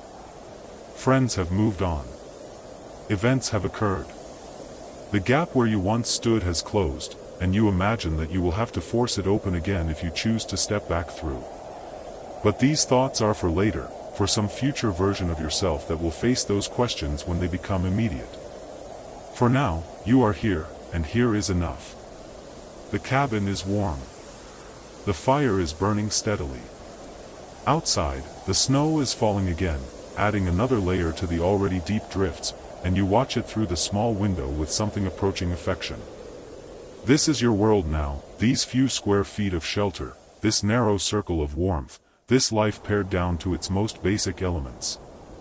And against all expectation, against all the predictions of those who thought you would not last, you are not just surviving. You are alive in a way you have never been alive before, present and aware and deeply, quietly grateful for the simple fact of your own continued existence. The snow falls. The fire burns. And you sit in the stillness, breathing slowly, feeling the cold air enter your lungs and the warm air leave them, over and over, in the oldest rhythm there is, the rhythm that connects you to every living thing that has ever drawn breath in a frozen wilderness, to every hermit who ever sought in solitude what could not be found in the crowded world. You are part of that lineage now. You have earned your place in it through the slow accumulation of cold mornings and careful attention, through the willingness to be alone with yourself, through the courage to continue when continuation seemed pointless. And sitting here, watching the snow, tending the fire, you understand finally what drew all those others to this life, what kept them here through winter after winter, through all the hardship and isolation and existential weight. It was this moment, this presence, this wordless knowing that you are exactly where you need to be, doing exactly what you need to do, living exactly the life that is yours to live. And that is enough. More than enough. It is everything. You wake before dawn, though the concept of waking has changed over these months of solitude. There is no sudden jolt, no alarm, only the gradual return of consciousness like water seeping through limestone. The darkness inside your shelter differs from the darkness outside by only the smallest degree, a shade warmer, perhaps, or simply more familiar. Your breath clouds before your face, each exhalation a small ghost that dissipates into the greater cold. You lie still for a moment, listening to the silence that is never truly silent. The wind speaks in its low voice against the walls you have built. The timbers creak. Somewhere distant, a branch cracks under the weight of accumulated snow, the sound arriving at your ears like a memory of summer thunder. You have learned to distinguish between the cold that wakes you and the cold that lets you sleep. This morning's cold is the former, sharp enough to penetrate even the layers of furs and woven grasses you have wrapped around yourself, insistent enough to demand movement. You sit up slowly, feeling the stiffness in your shoulders, the persistent ache in your lower back that has become a companion as constant as your own shadow. The fire in the center of the room has diminished to a bed of coals, each one glowing like a small red eye in the darkness. You reach for the carefully arranged kindling you prepared before sleep, feeding the coals with the patience you have cultivated, watching as the flames accept your offering and begin to grow. The light spreads gradually across the interior of your dwelling, revealing the space you have created from raw wilderness. Every object here represents a decision, an effort, a small victory over entropy. The walls are chinked with moss and clay. The floor is covered with pine boughs that you replace weekly, their scent a green memory in the depths of winter. Your tools hang on pegs you carved yourself, the axe with its handle worn smooth by your grip, the knife you sharpen each evening, the various implements you have fashioned from bone and wood and stone. There is an order to this space that reflects something essential about survival. Chaos is a luxury the wilderness does not permit.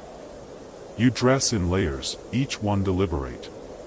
The innermost garment is the one you have worn against your skin for weeks now, its fabric softened by body heat and use. Over this you add the tunic you stitched from rabbit pelts, the seams reinforced with sinew you rendered from deer tendons. Then comes the outer coat, heavier, made from the hide of a bear you encountered in autumn, not through hunting, but through fortune, finding the creature already dead from some unseen cause, its body still fresh enough to salvage. You have thanked that bear silently every day since, acknowledging the gift of its death. The boots you pull on are lined with wool you traded for in your last contact with the distant settlement, back when distance and settlement still held meaning. You wrap your neck with a scarf woven from plant fibers, and you take up the mittens that hang by the door. The door itself is one of your finest achievements. It fits snugly into its frame, swelling slightly with moisture to seal against the wind, shrinking just enough in drier cold to allow you to open it without force. You built it to swing inward, understanding that snow accumulation might one day block an outward swing, potentially trapping you inside with no way to clear the obstacle. This kind of thinking has become second nature. Every action contains within it the seed of foresight, every choice branches into consequences you have learned to anticipate. You push the door open now, and the pre-dawn world greets you with its particular quality of stillness. The sky is that deep blue that precedes sunrise, clear enough to reveal stars still bright above the tree-line. The cold enters your lungs like something solid, something you must breathe around rather than through. Your eyes water immediately, tears freezing at the corners. You step outside and close the door behind you, and for a moment you simply stand in the snow, orienting yourself to the day. The wilderness in winter possesses a clarity that the other seasons cannot match. Everything is reduced to essentials. The forest that seemed impenetrably dense in summer now reveals its architecture, the spacing of trunks, the angles of branches, the way the land rises and falls in long, patient gestures. Snow has buried the underbrush and softened every edge, creating a landscape of curves and suggestions. Your breath plumes before you as you scan the perimeter of your small clearing, checking for tracks, for signs of visitors in the night. The snow is unmarked except for the delicate inscriptions of small birds and the trailing paths of mice who tunnel through the surface crust, emerging periodically like swimmers coming up for air. You make your way to the cache where you store your food, elevated on poles to keep it from the reach of ground-dwelling scavengers. The structure stands like a small temple in the clearing, its platform level despite the uneven terrain. You built it with care, understanding that this storage might mean the difference between survival and starvation. Inside the cache, wrapped in bark containers and hung in leather pouches, is the result of months of gathering, hunting, and preparation. Dried fish. Strips of venison. Bags of nuts collected before the first frost. Roots packed in sand to keep them from rotting. Berries dried to leather. Fat rendered and stored in sealed vessels. You take inventory not by counting but by touch, your hands reading the supplies like a text written in weight and texture. Today you retrieve a portion of dried fish and a handful of nuts. This will be your morning meal. You have learned to eat less than your hunger demands, rationing carefully, knowing that abundance is a memory from warmer months and that winter still has weeks to run. The hermits who came before you, whose existence you have pondered through the long evenings, must have known this same careful mathematics of survival. How much fuel does the body need? How much can be spared? Where is the line between conservation and deprivation? These questions have no perfect answers, only the evidence of your continued existence. Back inside, you suspend your fish over the fire, letting it warm and soften slightly. The smell fills the small space, rich and sustaining. You crack the nuts between stones, extracting the meats, eating slowly. Each chew is a meditation. Each swallow is an acknowledgement of the chain of efforts that brought this food to your mouth. Nothing tastes neutral anymore. Every flavor carries the weight of the labor it required, the luck it demanded, the skill it tested. As the light outside grows from blue to gray to the pale gold of winter sunrise, you consider the day's tasks. There is always work to be done. The firewood you have stacked outside needs to be checked and rotated, moved under cover if snow is coming. The snares you set yesterday need to be inspected. The ice hole you maintain on the frozen stream requires clearing. Your clothing needs mending in several places. The blade of your axe needs sharpening. The list is long, but you do not feel overwhelmed. You have learned to exist in the present task, to give yourself fully to one thing at a time, to find satisfaction in completion rather than in speed. But today, you decide, is a day for a longer journey. The weather has been stable for 3 days now, cold but clear, with no wind to speak of. These are the conditions that make travel possible, even advisable. You have been thinking about the valley to the north, the one you explored briefly in autumn. There is a grove of pine there with a particular quality of straightness to the trunks, and you have been planning to harvest several young trees to split into planks. The roof of your shelter needs reinforcement before the heavy snows of deep winter arrive. This is not urgent, not yet, but urgency is something you try to stay ahead of. In this climate, in this isolation, urgency often arrives too late to be useful. You prepare for the journey with the same methodical care you bring to all things. Extra cordage coiled and hung from your belt. The small axe in addition to the knife. A fire-starting kit wrapped in oiled leather. A pouch of dried food. A bladder of water carried inside your coat to keep it from freezing. You bank the fire carefully, covering the coals with ash to preserve them, knowing they will still be alive when you return if you have judged correctly. Before leaving, you stand in the center of your dwelling and look around, fixing the space in your mind. This is a habit you have developed, this moment of conscious recognition, of seeing the place that keeps you alive. It is a form of gratitude, though you do not name it as such. The forest receives you without comment. Your snowshoes, frames of bent wood laced with rawhide straps, distribute your weight across the surface, letting you walk where otherwise you would flounder. Each step makes a soft crushing sound as the snow compresses beneath you. You follow a route you have taken before, reading the land through the white overlay, recognizing the shape of a boulder here, the angle of a fallen tree there. Navigation in winter is both easier and harder than in summer. Easier because you can see farther, because the landmarks stand out in stark relief. Harder because everything is transformed, disguised, reduced to its skeletal essence. You move steadily northward, pacing yourself, breathing through your nose to warm the air before it reaches your lungs. The sun climbs slowly, its light thin and pale, casting long blue shadows across the snow. You pass through a section of forest where the trees grow close together, their branches interlocking overhead like the vaulted ceiling of a cathedral. The snow here is shallower, caught in the canopy before it could reach the ground. You can see the tracks of a fox, the distinctive trail of its narrow gait, each paw print crisp and perfectly formed. The fox passed through recently, perhaps within the last hour. You wonder if it is watching you now from some hidden vantage, its eyes sharp with the intelligence of the hunted and the hunter. The hermit life attracts a particular type of person, you have come to understand. Not the misanthrope, necessarily, though solitude is essential. Not the romantic, though there is beauty here beyond measure. The hermit must be someone who can find completeness in incompleteness, who can accept the absence of conversation without falling into the trap of total silence. You talk to yourself sometimes, narrating your actions in a low voice, simply to keep the machinery of language functional. You talk to the fire. You talk to the tools. You thank the trees you cut and the animals whose lives sustain yours. Whether this constitutes prayer or madness or simply practical psychology, you cannot say and do not particularly care. The valley appears before you gradually, the land sloping downward in a gentle grade. The grove you seek stands in the lower portion, a cluster of pines distinguished by their uniform height and spacing.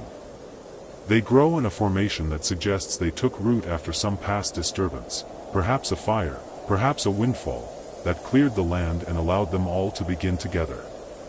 You approach with appreciation, seeing them not just as resources but as living things that have their own relationship with time and cold and survival. You select 3 trees with care, choosing those that are straight and free of major knots, but also those whose removal will not unbalance the grove. You work slowly, cutting into the first trunk with your axe, establishing a notch on the side facing the direction you want the tree to fall. The rhythm of the work is meditative: swing, impact, chip, swing, impact, chip. The sound echoes in the cold air, the only human noise in a world of wind and branch creak. Sweat begins to form beneath your layers despite the cold, and you feel the good ache of muscles engaged in purposeful labor. The tree falls with a long sighing crash, its branches catching in the snow, creating a cloud of white powder that drifts and settles. You thank the tree quietly, touching its trunk.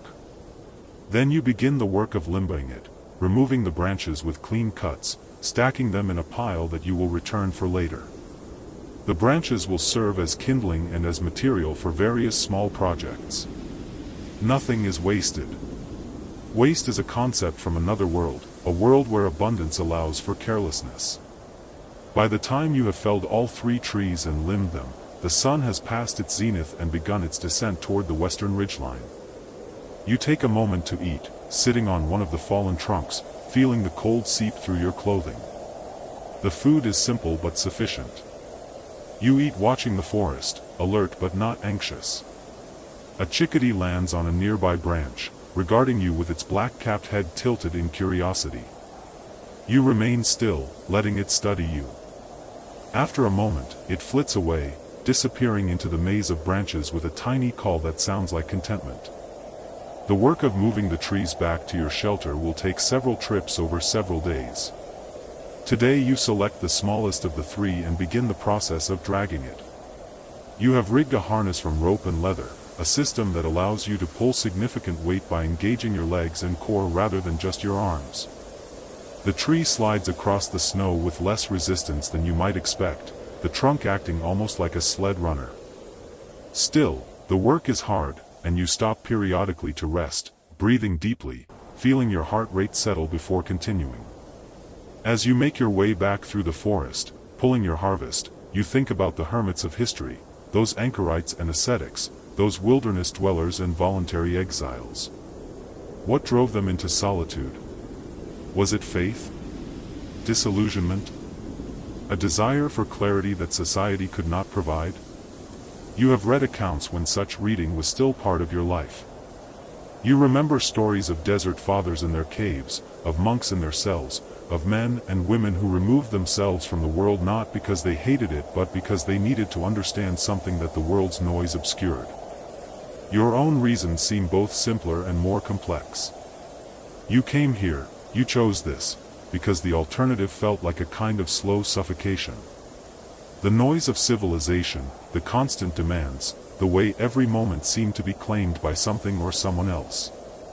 There was no malice in it, no particular cruelty.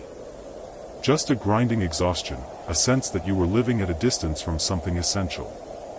The wilderness offered, if not answers, then at least the space in which questions could be properly formed. But there are costs, and you do not pretend otherwise. You miss conversation, though not as much as you expected. You miss music, the kind made by instruments and human voices. You miss the casual abundance of food, the simple pleasure of variety. You miss warmth that does not require constant vigilance and effort. You miss the presence of another heartbeat in the room, the knowledge that you are not entirely alone with your thoughts. These absences are real, and you acknowledge them without bitterness. They are the price of the peace you have found, the clarity that has slowly emerged from months of silence and snow. The shelter comes into view as the afternoon light begins to fade toward evening. The sight of it produces a feeling you can only describe as relief mixed with satisfaction. You have left and returned. The fire coals will still be alive. The walls will still stand. This simple continuity, this evidence that your careful preparations function as intended, is a kind of wealth that cannot be quantified. You unhitch yourself from the tree and leave it outside, knowing you will process it tomorrow. Right now, the priority is warmth and rest. Inside, you uncover the coals and feed them carefully, rebuilding the fire with the patience of ritual. The flames rise and the small space fills with light and heat. You remove your outer layers, hanging them to dry. Your body aches in the specific ways that hard labor produces, your shoulders, your thighs, your lower back. These aches are different from the aches of cold or poor sleep. They are the aches of use, of purpose, and they feel almost good. As darkness completes its claim on the winter evening, you prepare your simple meal. More fish. Some of the root vegetables packed in sand. A tea made from pine needles, rich in the sharp flavor that speaks of evergreen resilience. You eat slowly, savoring not just the food but the warmth, the shelter, the fact of being here, alive, at the end of a day that could have ended otherwise. The long evening stretches before you, those hours between supper and sleep that are perhaps the most challenging of the hermit life. This is when the mind becomes most active, when memories arrive unbidden, when the absence of distraction reveals the full landscape of your interior life. Some evenings you carve small objects from wood, simple forms that please the hand. Some evenings you tend to endless small repairs. Some evenings you simply sit and watch the fire, following your thoughts as they arise and dissolve like the flames themselves. Tonight you find yourself thinking about time, and how your relationship to it has transformed. In your old life, time was something to be managed, scheduled, optimized. It was divided into units, hours, minutes, appointments, deadlines. It was always scarce, always pressing. Here, time has a different quality. It moves according to the sun and the seasons. It is marked by the growth of icicles, the depth of snow, the return of animal tracks near your shelter. It is abundant in the sense that each day contains all the time you need to do what must be done. Yet it is also more precious, because you are so viscerally aware of its passage, of the way winter slowly depletes your supplies, of the way your body accumulates small injuries and fatigues that heal more slowly than they once did. The hermits of old understood this, you think. They structured their days with prayers and routines not because they were rigid but because pattern creates a container for experience. Without the structure of society, one must create structure internally, or risk dissolving into the formlessness of pure survival. You have your own patterns now, the morning ritual of fire and food, the inspection of snares, the rotation of tasks, the evening inventory. These patterns are not constraints. They are the framework within which freedom can exist. Outside, a wolf howls in the distance. The sound carries through the cold air with perfect clarity, rising and falling in a melody that predates human music. You pause, listening, as another wolf answers from a different direction.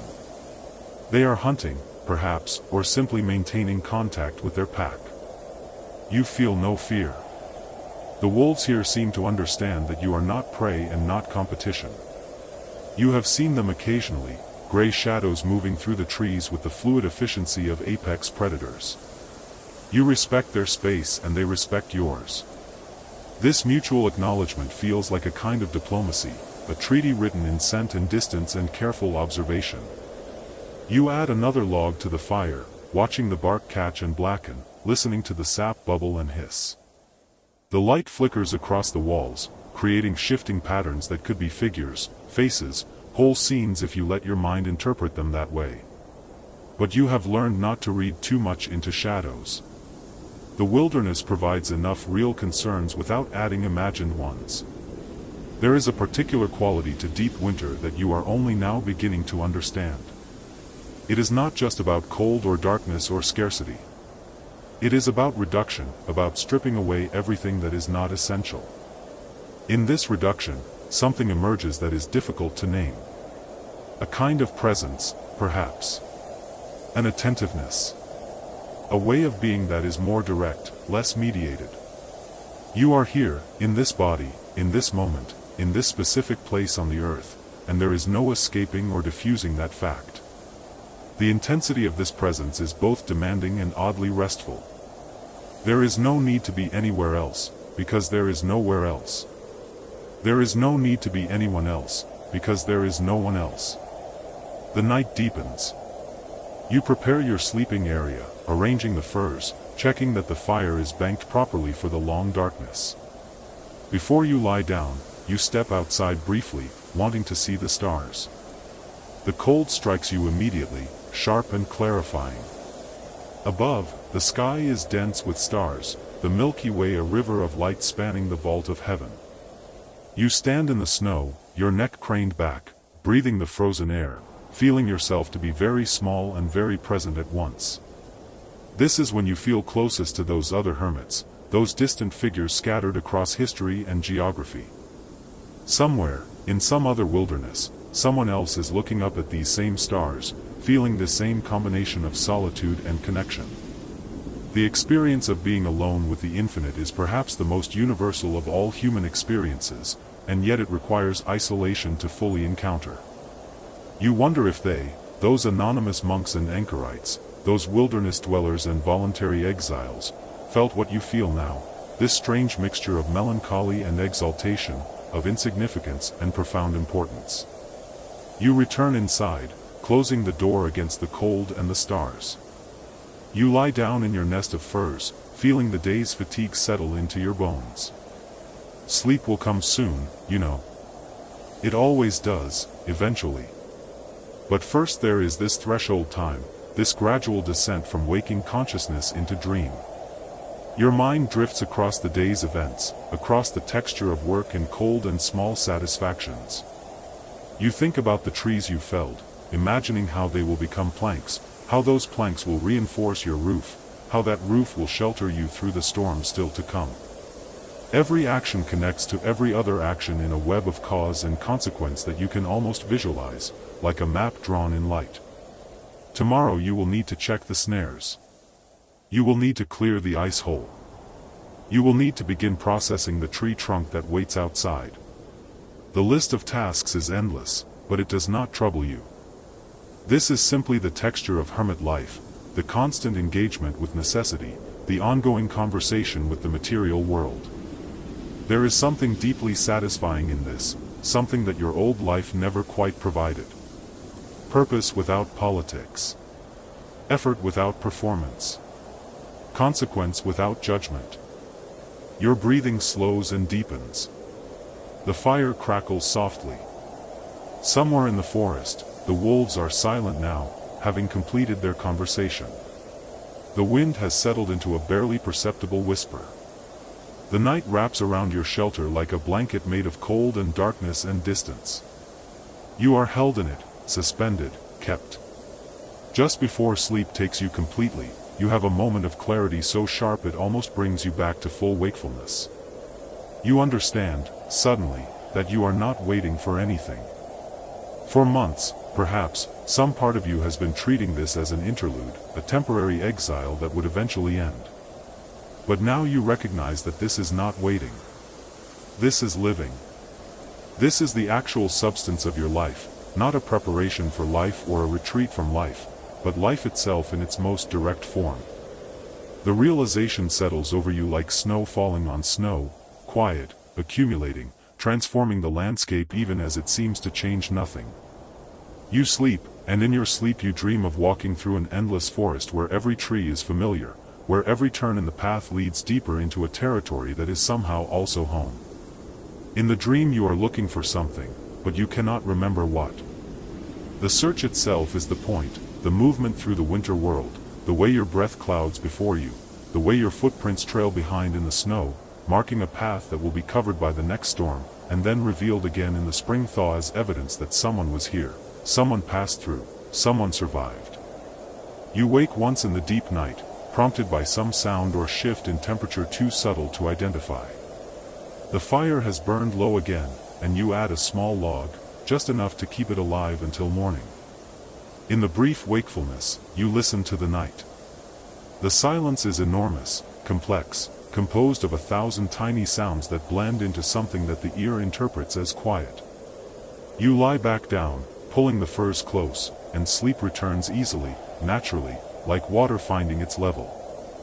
The stars will slowly overhead, marking time in their ancient language. The forest breathes around your small shelter.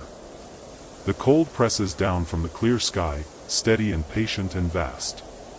And inside, in the space you have made, you sleep the sleep of the exhausted and the content, the sleep that comes from honest labor and earned rest, the sleep that asks nothing and provides everything, the sleep that hermits have slept for centuries in their caves and cells and wilderness camps, the sleep that is perhaps the one true luxury of the solitary life.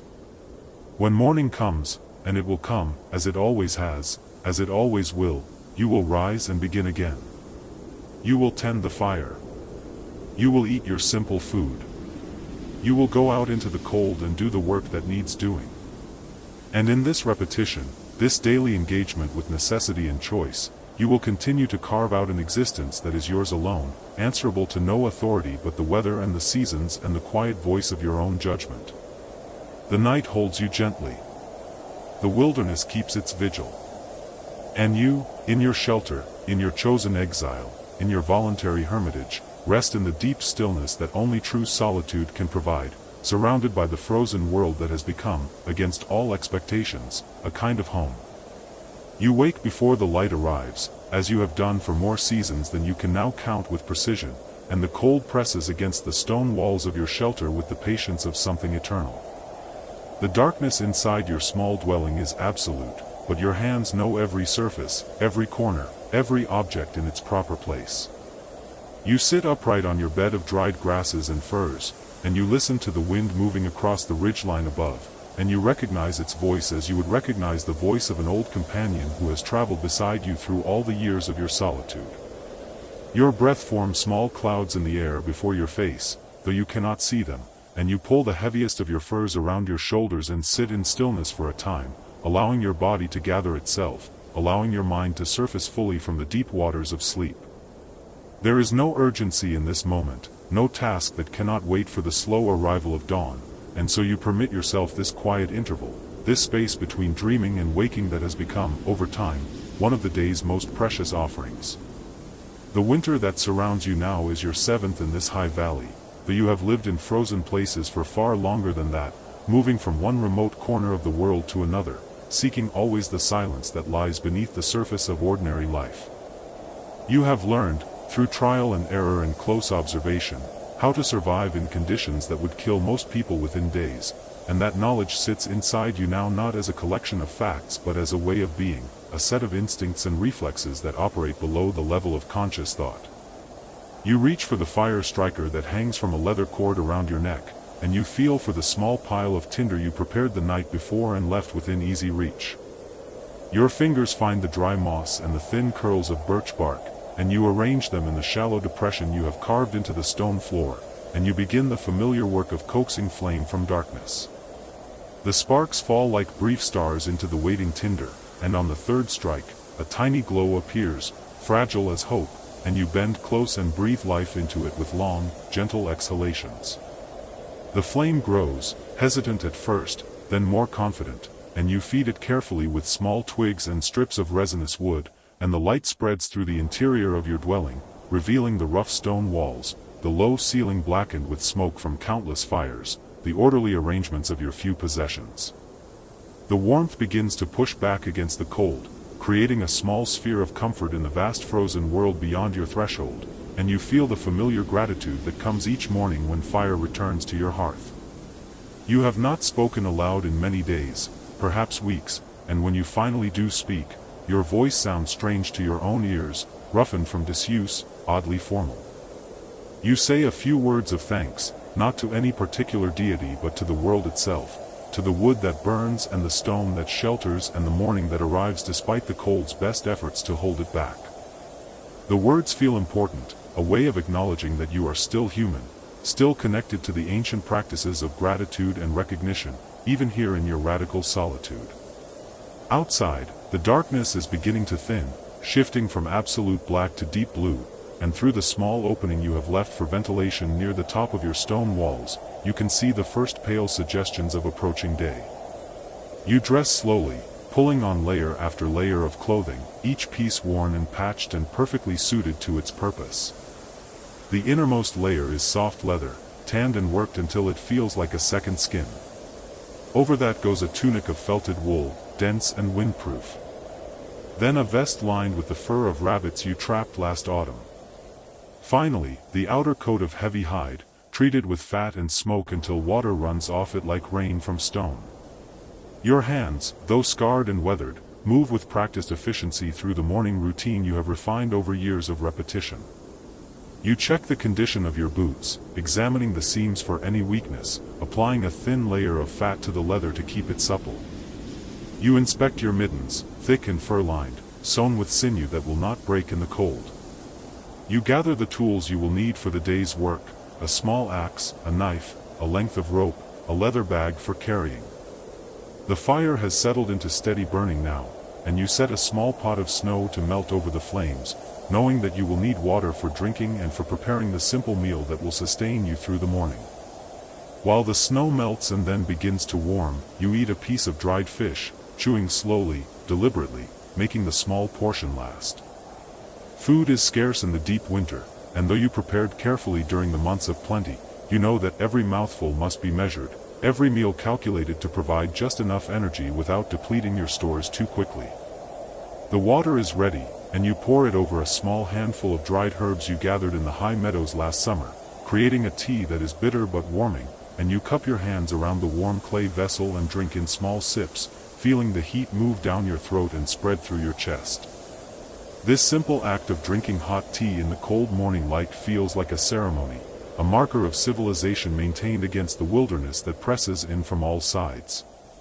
When you finally step outside, pushing aside the heavy hide that covers your doorway, the cold strikes you with physical force, a wall of frozen air that steals the breath from your lungs and makes your eyes water instantly.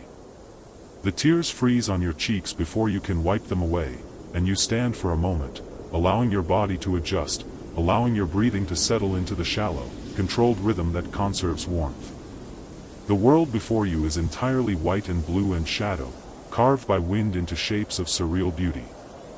The valley spreads below your dwelling, a vast bowl of snow that glows faintly in the early light, and beyond it rise mountains upon mountains, ridge after ridge fading into the distant sky. No smoke rises from any other hearth, no path marks the snow except the tracks of animals, no sound reaches you except the wind and the occasional crack of ice expanding in some hidden crevice. You are alone here in a way that most people never experience, alone in a manner that is both terrible and strangely liberating. You have learned that survival in this environment requires constant vigilance, constant work, and constant adaptation to changing conditions. The winter weather shifts rapidly in the mountains, and a clear morning can transform into a blizzard within hours. The cold itself varies in intensity and character from day to day, from hour to hour, and you have developed an intimate knowledge of its many moods and dangers. There is the dry, still cold that descends on windless nights and can freeze exposed flesh in minutes. There is the wet, penetrating cold that comes with storms and works its way through even the best clothing. There is the wind-driven cold that strips away body heat and can kill through exhaustion even when temperatures are not at their lowest. Your first task this morning is to check the snares and traps you have set in the woods below your dwelling, and you begin the descent carefully, testing each step before committing your weight, aware that a broken bone or twisted ankle in this place would likely mean death. The snow is deep, reaching above your knees in places, and you follow the route you have packed down through repeated use, a narrow trail that winds between boulders and stunted trees.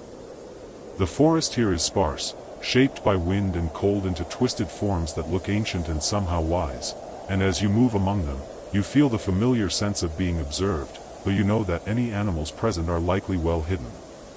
You have learned to read the subtle signs of their presence, the faint depression in the snow where a deer bedded down, the scatter of bark fragments where a porcupine fed, the tiny paired tracks of a vole moving from one burrow entrance to another.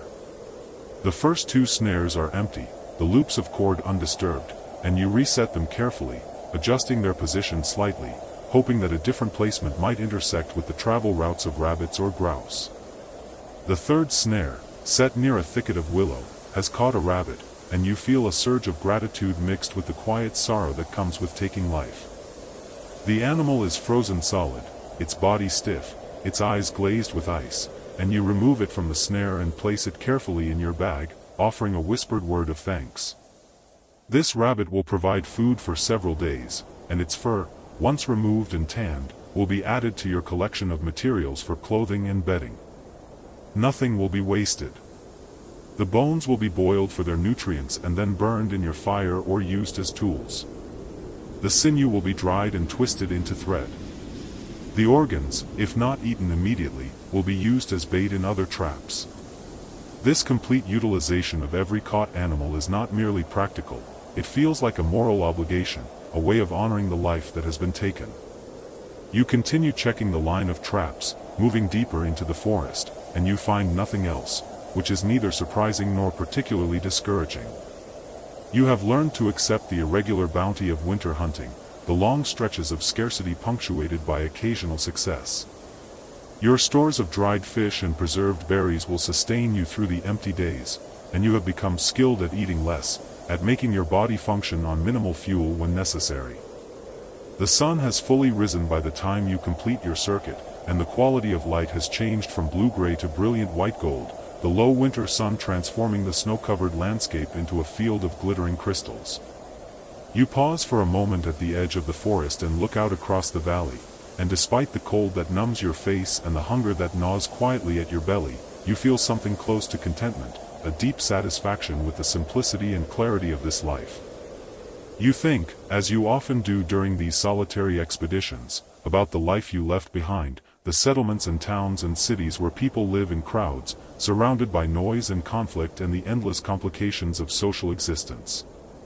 You remember the weight of obligation, the constant negotiation of relationships, the feeling of being always observed and judged and required to perform a role that never quite fit.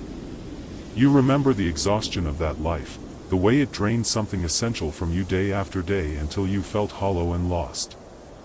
The decision to leave was not sudden but gradual, a slow turning away from the world of human society towards something older and more fundamental. You had heard stories of hermits and solitary dwellers, people who had walked away from civilization and survived in remote places through skill and determination and a kind of faith that nature would provide what was needed. Those stories called to something deep inside you, and eventually the call became too strong to ignore. The first years were difficult, marked by mistakes and near disasters, times when you came close to perishing from cold or hunger or simple ignorance of the skills required for survival. You learned through trial and error, through observation of animals and plants, through the slow accumulation of practical knowledge. You learned which woods burn hottest and longest, which plants are edible and which are poisonous, how to read the sky for approaching weather, how to find water even in the frozen months, how to construct shelters that could withstand the fiercest storms. But beyond the practical skills, you learned something less tangible and more profound. You learned how to be alone. This was perhaps the hardest lesson, harder in its way than learning to start fires in high wind or to travel safely across unstable ice. You learned to endure the silence, the absence of human voices and human faces, the endless stretch of days with no one to speak to, no one to share observations or concerns. You learned to be sufficient unto yourself, to find companionship in the natural world, to hear meaning in the wind and the water and the movements of animals. The loneliness, which was crushing at first, gradually transformed into solitude, and solitude transformed into something you might call peace. You discovered that beneath the constant noise of social life, beneath the endless internal chatter of worry and planning and remembering, there exists a deeper silence, a vast stillness that is not empty but full, pregnant with presence and meaning. This silence became your teacher, your companion, your home. You turned back toward your dwelling, climbing the slope with the rabbit in your bag and a small bundle of dry wood you gathered from beneath a sheltering overhang where it remained relatively free of snow. The climb is steep, and you pause several times to rest, your breath coming hard in the thin, cold air. By the time you reach your door, you are warm despite the cold, your body heated from the inside by the work of climbing, and you feel the pleasant tiredness of muscles properly used. Inside, the fire has burned down to coals, and you build it up again with careful attention, adding wood in measured amounts, creating a steady flame that will provide warmth and light for the work ahead. You hang the rabbit from a beam near the ceiling where it will slowly thaw, and you remove your outer layers of clothing, hanging each piece in its proper place, maintaining the order that is essential in a small space. The day stretches ahead, full of the small tasks that structure your time and give it purpose. There is always work to be done, always maintenance and preparation and the careful tending of resources. You need to melt more snow for water, to prepare and cook food, to repair a torn seam in one of your fur blankets, to check the integrity of your roof, to sharpen your knife, to work on a new snare you are constructing from twisted plant fibers.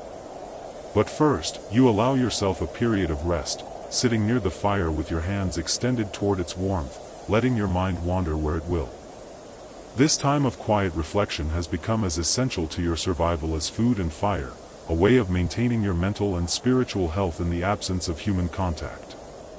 You think about the passing of time, how it feels different here than it did in your old life, how it moves in rhythms tied to light and darkness, to the cycles of the moon, to the slow progression of seasons.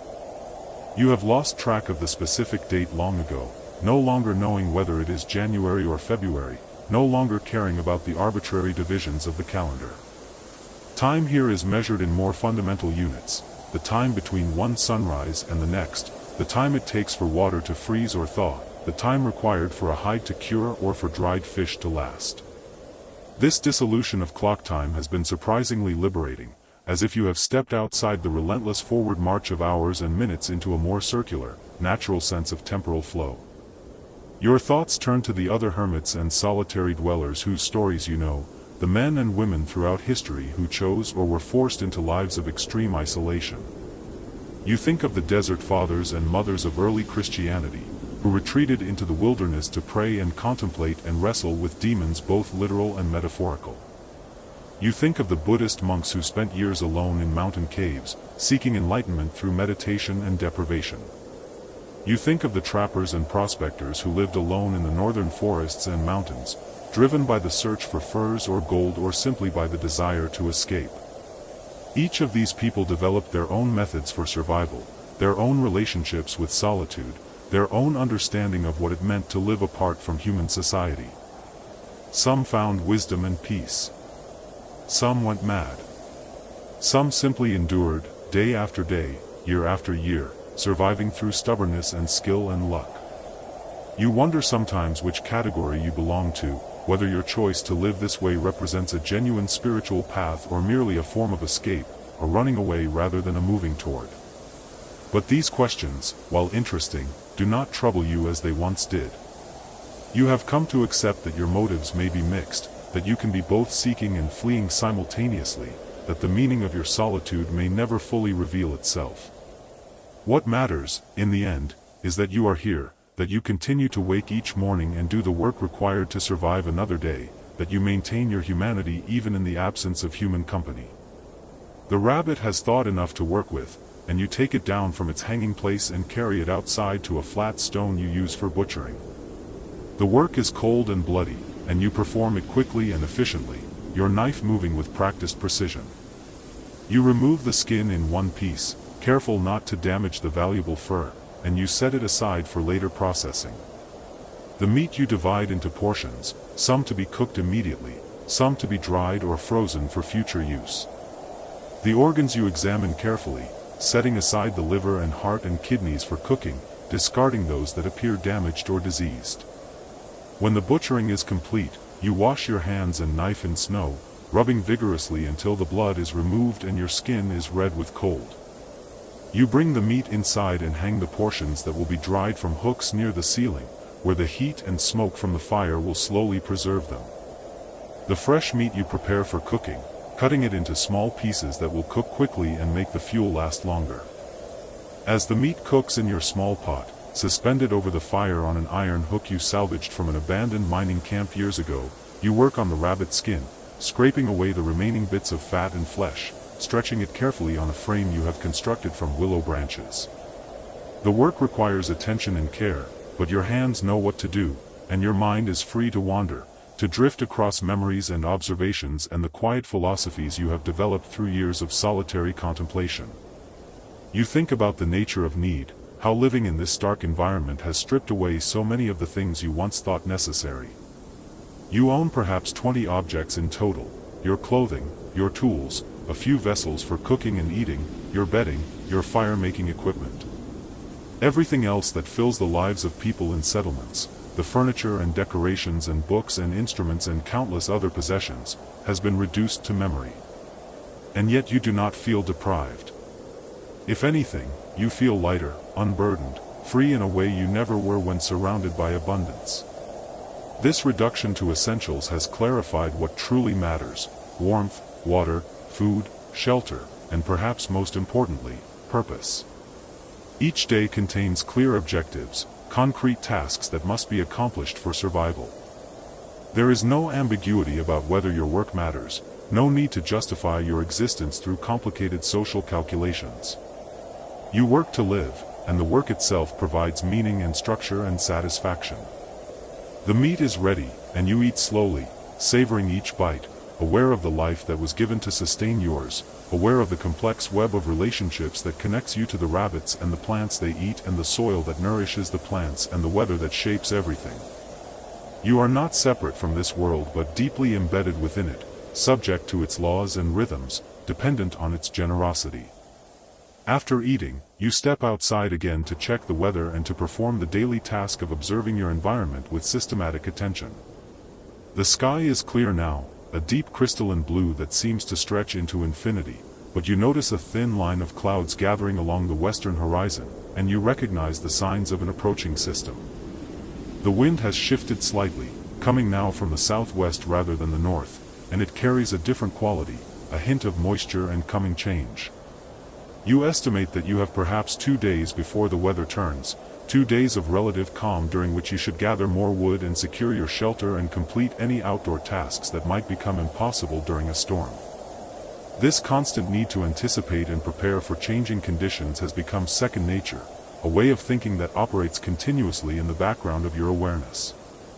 You spend the afternoon gathering wood, making multiple trips down into the forest to collect dead branches and fallen trees, dragging or carrying them back to your dwelling and stacking them carefully in the sheltered area beneath an overhanging rock face. The work is hard and repetitive, and your muscles ache, but there is satisfaction in seeing the woodpile grow, in knowing that you are securing your survival for the days ahead. As you work, you notice a raven watching you from a nearby tree, its black form stark against the white snow and blue sky. Ravens are frequent companions in this landscape, intelligent and adaptable birds that survive the winter through cleverness and opportunism. This one has learned to associate your presence with the possibility of food scraps, and it waits patiently, its head cocked, its bright eyes tracking your movements. You feel a kinship with the raven, another solitary creature making its way through the frozen months, and when you return to your dwelling you bring out a few small pieces of fat and meat and toss them into the snow. The raven descends immediately, landing with a soft fluttering of wings, and snatches up the offerings before retreating to its perch. The bird makes no sound of thanks, but you feel the exchange as a kind of communication, a small bridge across the vast gulf that separates human from animal. The light begins to fade in the mid-afternoon, the sun already descending toward the mountain ridges to the west, and you know that within an hour or two, full darkness will arrive. You complete your outdoor tasks quickly, checking once more that everything is secured and ready for the night, and then you retreat into your dwelling, sealing the door carefully against the cold. The evening hours are the longest, the time when loneliness sometimes presses most heavily, and you have developed routines to fill this darkness. Sometimes you work by firelight, making repairs, or constructing new tools, your hands busy even as your mind rests. Sometimes you simply sit and watch the flames, allowing yourself to sink into a meditative state, following your breath, observing the flow of thoughts without attachment. Sometimes you tell yourself stories, speaking aloud in the empty room, recounting memories, or inventing tales, maintaining your connection to language and narrative. Tonight you choose to work, beginning the process of tanning the rabbit hide using a mixture of the animal's brain matter and wood ash and water that you have prepared according to methods learned from an old trapper during your first year in the wilderness. The work is detailed and time-consuming, requiring patience and care, and you lose yourself in it completely, aware of nothing but the texture of the hide under your fingers and the slow transformation of raw skin into supple leather. Hours pass, marked only by the burning down of the fire and the gradual stiffening of your back and shoulders. When you finally finish, setting the hide aside to cure, you realize that you are exhausted, drained not just physically but emotionally, as if the day's work has released something held deep inside. You bank the fire carefully, covering the coals with ash to preserve them through the night, and you prepare for sleep. Your bed is a pile of furs and dried grasses arranged on a platform of stone that you have built to raise you above the cold floor, and as you settle into it, pulling the layers of pelts over you, you feel the day's accumulated warmth in your muscles and bones beginning to radiate into the cold air. You know that by morning, the interior of the dwelling will be deeply cold despite the banked fire, and you will wake to see your breath forming clouds even under your pile of furs. But for now, in this moment, you are warm enough and fed enough and safe enough, and you feel a profound gratitude for these simple conditions. You think of all the people throughout history who survived in places like this, who endured winters perhaps even harsher than yours, who maintained their humanity and their hope through months of darkness and cold. You feel connected to them across the centuries, part of a long lineage of solitary survivors. Sleep comes slowly, as it often does, and in the space between waking and sleeping you become aware of the sounds of the night, the occasional crack of frost splitting wood, the soft whisper of snow sliding off the roof, the distant call of an owl hunting in the darkness. These sounds no longer frighten you as they once did, when every noise seemed potentially threatening. Now they are simply the voice of the world, the ongoing conversation of the wilderness that continues with or without human presence. You dream, though you will not remember the details in the morning, dreams that mix memory and fantasy, populated by faces from your past and landscapes both familiar and strange. In the dream, you are walking through deep snow toward a distant light, and though the journey is difficult and the cold is terrible, you feel drawn forward by something you cannot name but recognize as essential. You walk, and the light grows brighter, and just as you are about to reach it, you wake. The darkness is absolute, and for a moment you are disoriented, uncertain of where you are or how you came to be here. Then memory returns, and with it the familiar contours of your life, and you settle back into sleep more quickly this time, your body relaxed, your mind at ease. The days that follow establish a rhythm that has become familiar over the years, a pattern of work and rest and observation punctuated by the small dramas of survival. The storm you anticipated arrives right on schedule, bringing 3 days of heavy snow and wind that confines you to your dwelling except for brief necessary excursions to gather more wood or to check that your door remained sealed against the drifting snow. During these storm-bound days, time takes on a different quality, becoming thick and slow, and you move through a kind of suspended state, neither fully awake nor asleep, conserving energy and waiting for the weather to pass. You eat sparingly, drink melted snow, tend the fire with careful attention, and drift in and out of meditation and memory. The howling wind becomes a kind of white noise that fills your consciousness, and you surrender to it, allowing it to carry away thought and worry and leaving behind only awareness of the present moment. When the storm finally breaks and you emerge into brilliant sunshine and a world transformed by new snow, you feel as if you are waking from a long sleep, returning to color and movement and purpose. The snow is deep now, reaching your waist in the drifts, and you must spend hours clearing paths and digging out your woodpile and restoring access to the small spring that provides your water.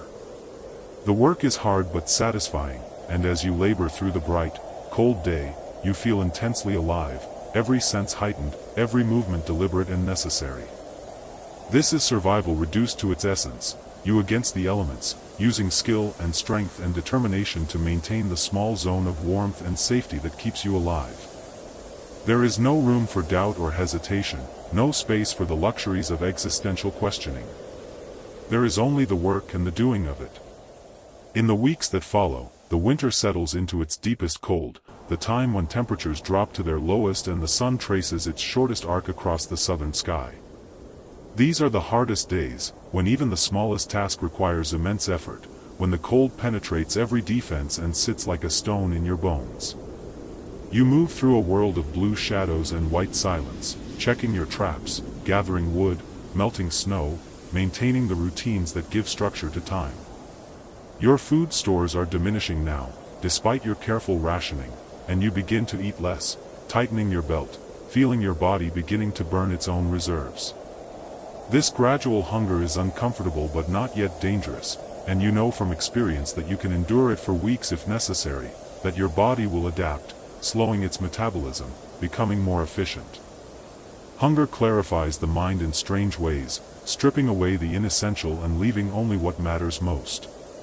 You catch another rabbit, and then a grouse that blundered into one of your snares, and these small victories feel enormous, worthy of celebration. You cook the grouse slowly, making a soup with the last of your dried herbs, and you eat it over 2 days, savoring every mouthful, feeling the strength returning to your limbs. The rabbit you skin and butcher and prepare for drying, adding to your stores, always thinking ahead to the weeks and months that remain before spring. The moon goes through its phases, waxing and waning, marking time in its ancient rhythm, and you watch it through the small opening in your roof, following its path across the sky. On the nights when the moon is full, you sometimes venture outside despite the cold, walking through the snow-covered landscape under the brilliant light that transforms everything into shades of silver and blue and black. These moonlit excursions feel almost dreamlike, and you move through them as if walking in another world, a realm where the normal rules of time and space do not quite apply. During one of these moonlit walks, you come upon a set of tracks in the snow, large and widely spaced, and you recognize them as belonging to a wolf, but you have not seen or heard wolves in this valley for more than a year. You follow the tracks for a short distance, reading the story they tell.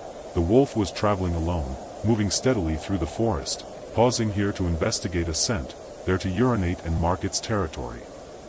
The tracks lead eventually out of the valley toward the high passes, and you wonder where the animal is going, whether it is seeking new territory or simply wandering, driven by hungers and instincts you can only imagine. The presence of the wolf both thrills and unsettles you, a reminder that you are not the only predator in this landscape, that there are forces larger and more powerful than yourself moving through the darkness. But you also feel a strange kinship with the animal, another solitary creature navigating the winter through skill and endurance, and you hope that it finds what it is seeking.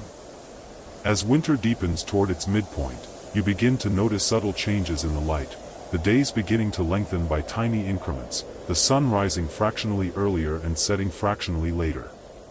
These changes are barely perceptible at first, but you have become so attuned to the rhythms of this place that you sense them immediately, and they bring with them a tentative hope, a sense that the great wheel is beginning to turn, that the darkness will not last forever.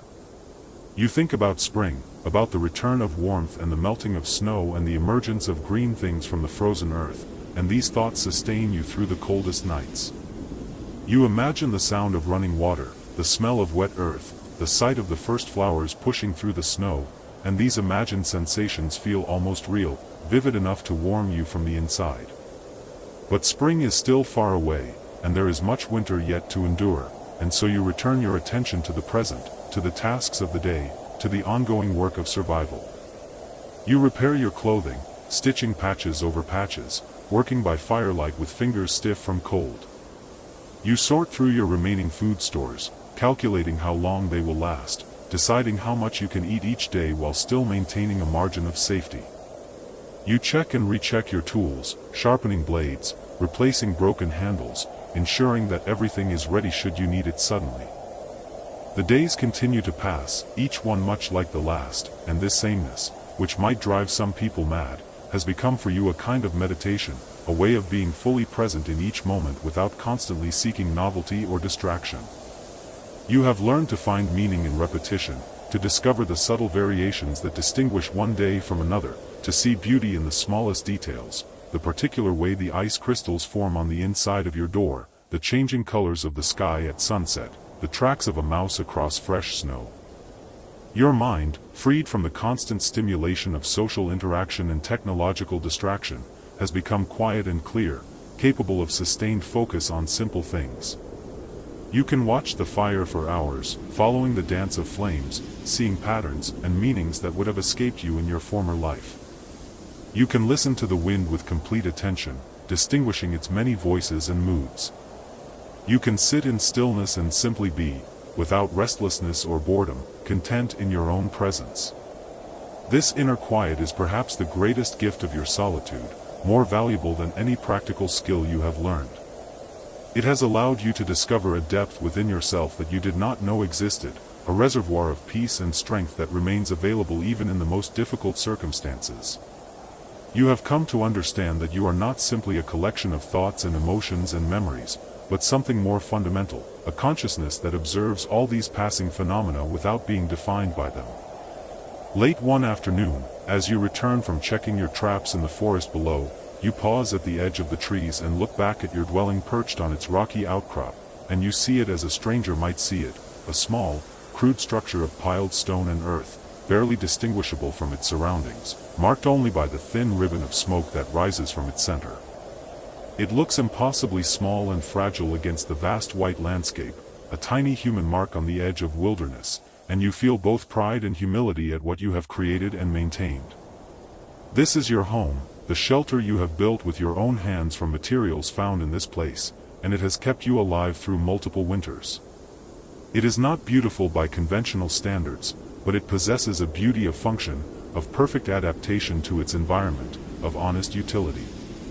Every stone was placed with care, every gap sealed against the wind, every element considered and refined through experience.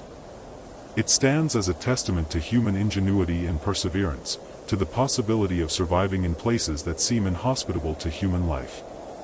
As you climb the final slope toward your door, you notice that the light is beginning to take on the golden quality that precedes sunset, and you pause to watch the transformation of the landscape.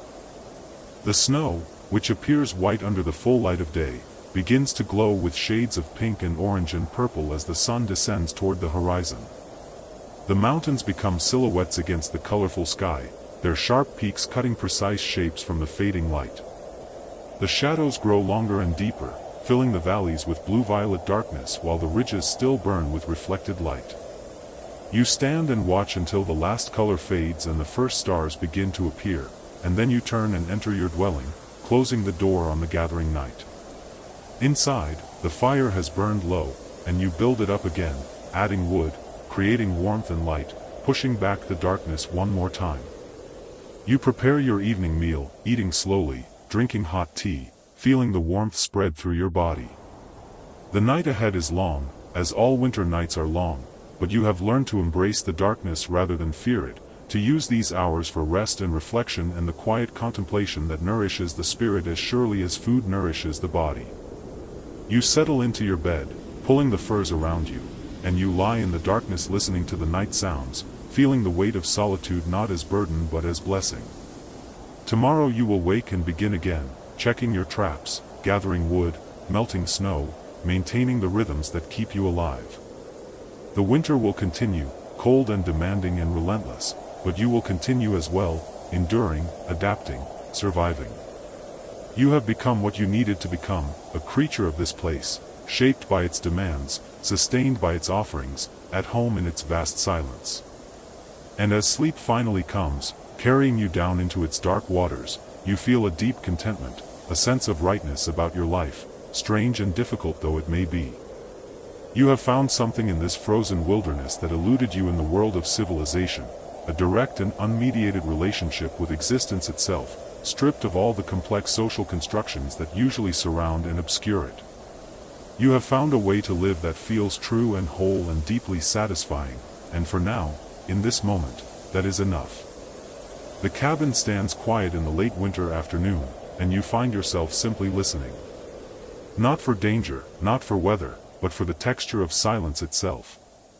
It has layers, you realize now, depths you never noticed in the world you left behind.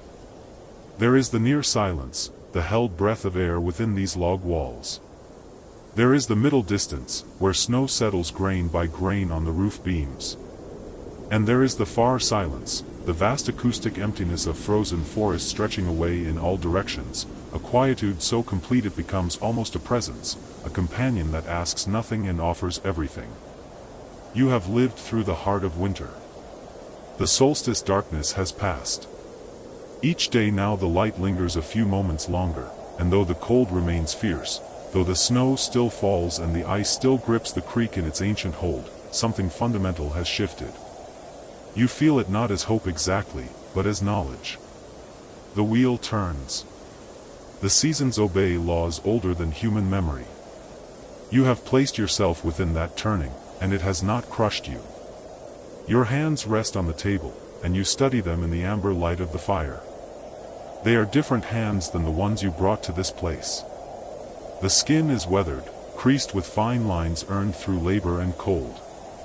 There are small scars, the marks of axe and knife, the record of lessons learned through minor pain. The nails are short and practical. These are hands that know how to split kindling, how to set a snare, how to coax fire from nearly nothing. They are capable hands now, and when you flex them slowly, feeling the pull of tendon and the warmth of blood beneath the skin, you feel a quiet pride that requires no witness, no validation beyond your own knowledge of what you have done. Outside, the world continues its patient transformation. The light that comes through the oiled skin window is pale gold, almost white, filtered through high clouds that move so slowly they seem painted on the sky. You stand and move to the door, opening it to the cold that rushes in like a living thing, eager and clean.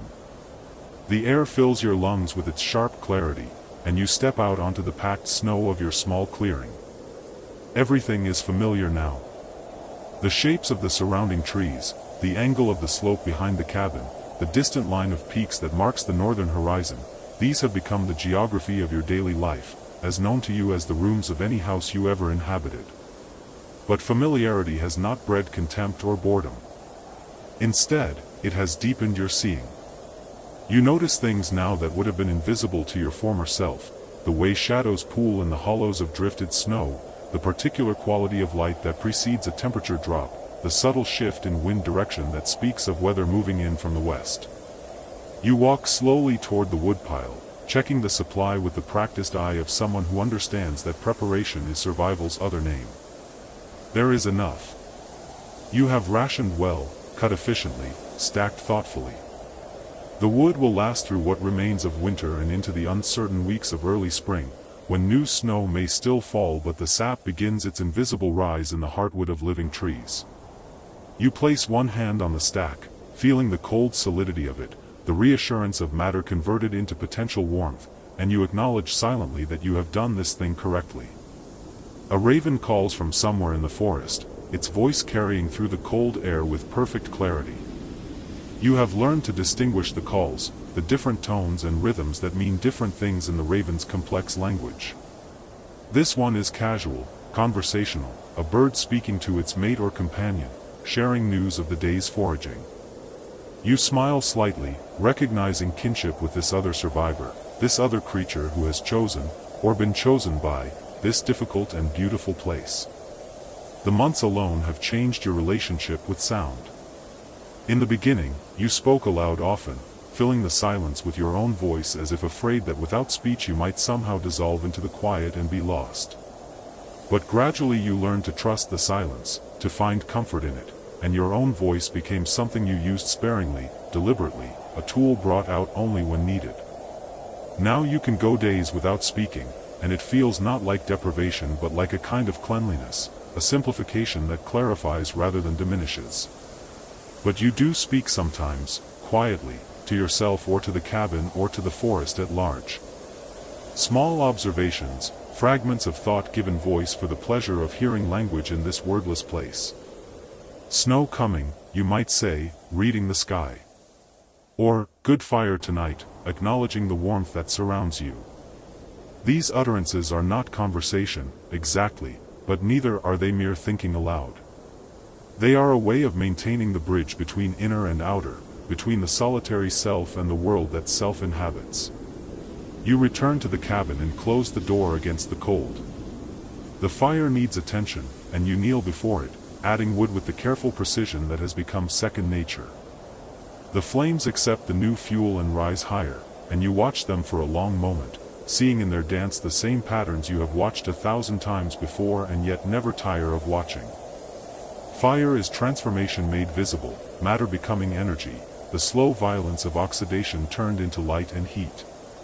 It is miracle and chemistry both, and in this place it is the difference between life and death, and you tend it with the reverence it deserves. Your evening routine unfolds with the smooth inevitability of ritual. You prepare food from your dwindling but still adequate supplies, heating water for tea, softening dried meat in the liquid, adding a handful of pine nuts you gathered in the fall and stored in a leather pouch that hangs from a roof beam. The meal is simple, but your hunger makes it sufficient, and you eat slowly, chewing thoroughly, extracting every particle of nourishment and satisfaction from what you have. As you eat, your mind drifts across the months you have lived here, touching memory like fingers touching smooth stones, feeling the shape of what has passed. You remember your arrival, the uncertainty and fear that accompanied your first nights. You remember the learning curve, steep and unforgiving, the mistakes that cost you comfort and occasionally safety. You remember the moment the first fire you built on your own caught and held, the absurd pride you felt at this accomplishment that would have seemed trivial in your former life. You remember the deer, the one that appeared in the clearing on a morning of such cold that the air itself seemed to crackle. It stood perfectly still, its breath visible as white plumes, its dark eyes watching you through the window. You did not move, barely breathed, and for long minutes you and the deer regarded each other across the narrow distance that separated predator from prey, human from wild. Then it turned, unhurried, and stepped back into the forest, and you felt something like gratitude for its visit, for the reminder that you were not alone in this landscape, that other lives moved through it with their own purposes and stories. You remember the blizzard, 3 days of wind and snow so fierce you could not open the door, could only huddle by the fire and trust that the cabin would hold. On the third day, when the storm finally passed and silence returned like a benediction, you dug your way out through snow that had drifted waist-high against the door, emerging into a world transformed, sculpted into new shapes by wind and white. Everything you had known was buried or altered, and you had to relearn the geography of your own clearing, finding the woodpile by memory and careful probing, uncovering your tools, reclaiming the small territory you had made your own. You remember quieter moments too. The evening you sat on the bench outside the cabin, wrapped in furs, watching the stars emerge one by one in a sky so clear and dark that the Milky Way sprawled across it like a river of light. You saw shooting stars that night, bright scratches against the dark, and you made no wishes, asked for nothing, simply witnessed the ancient light of distant suns and felt yourself part of something vast and indifferent and strangely comforting. There were moments of unexpected beauty. The morning you woke to find every branch, every needle, every surface coated in frost crystals so fine they looked like lace, the whole world transformed into something delicate and impermanent.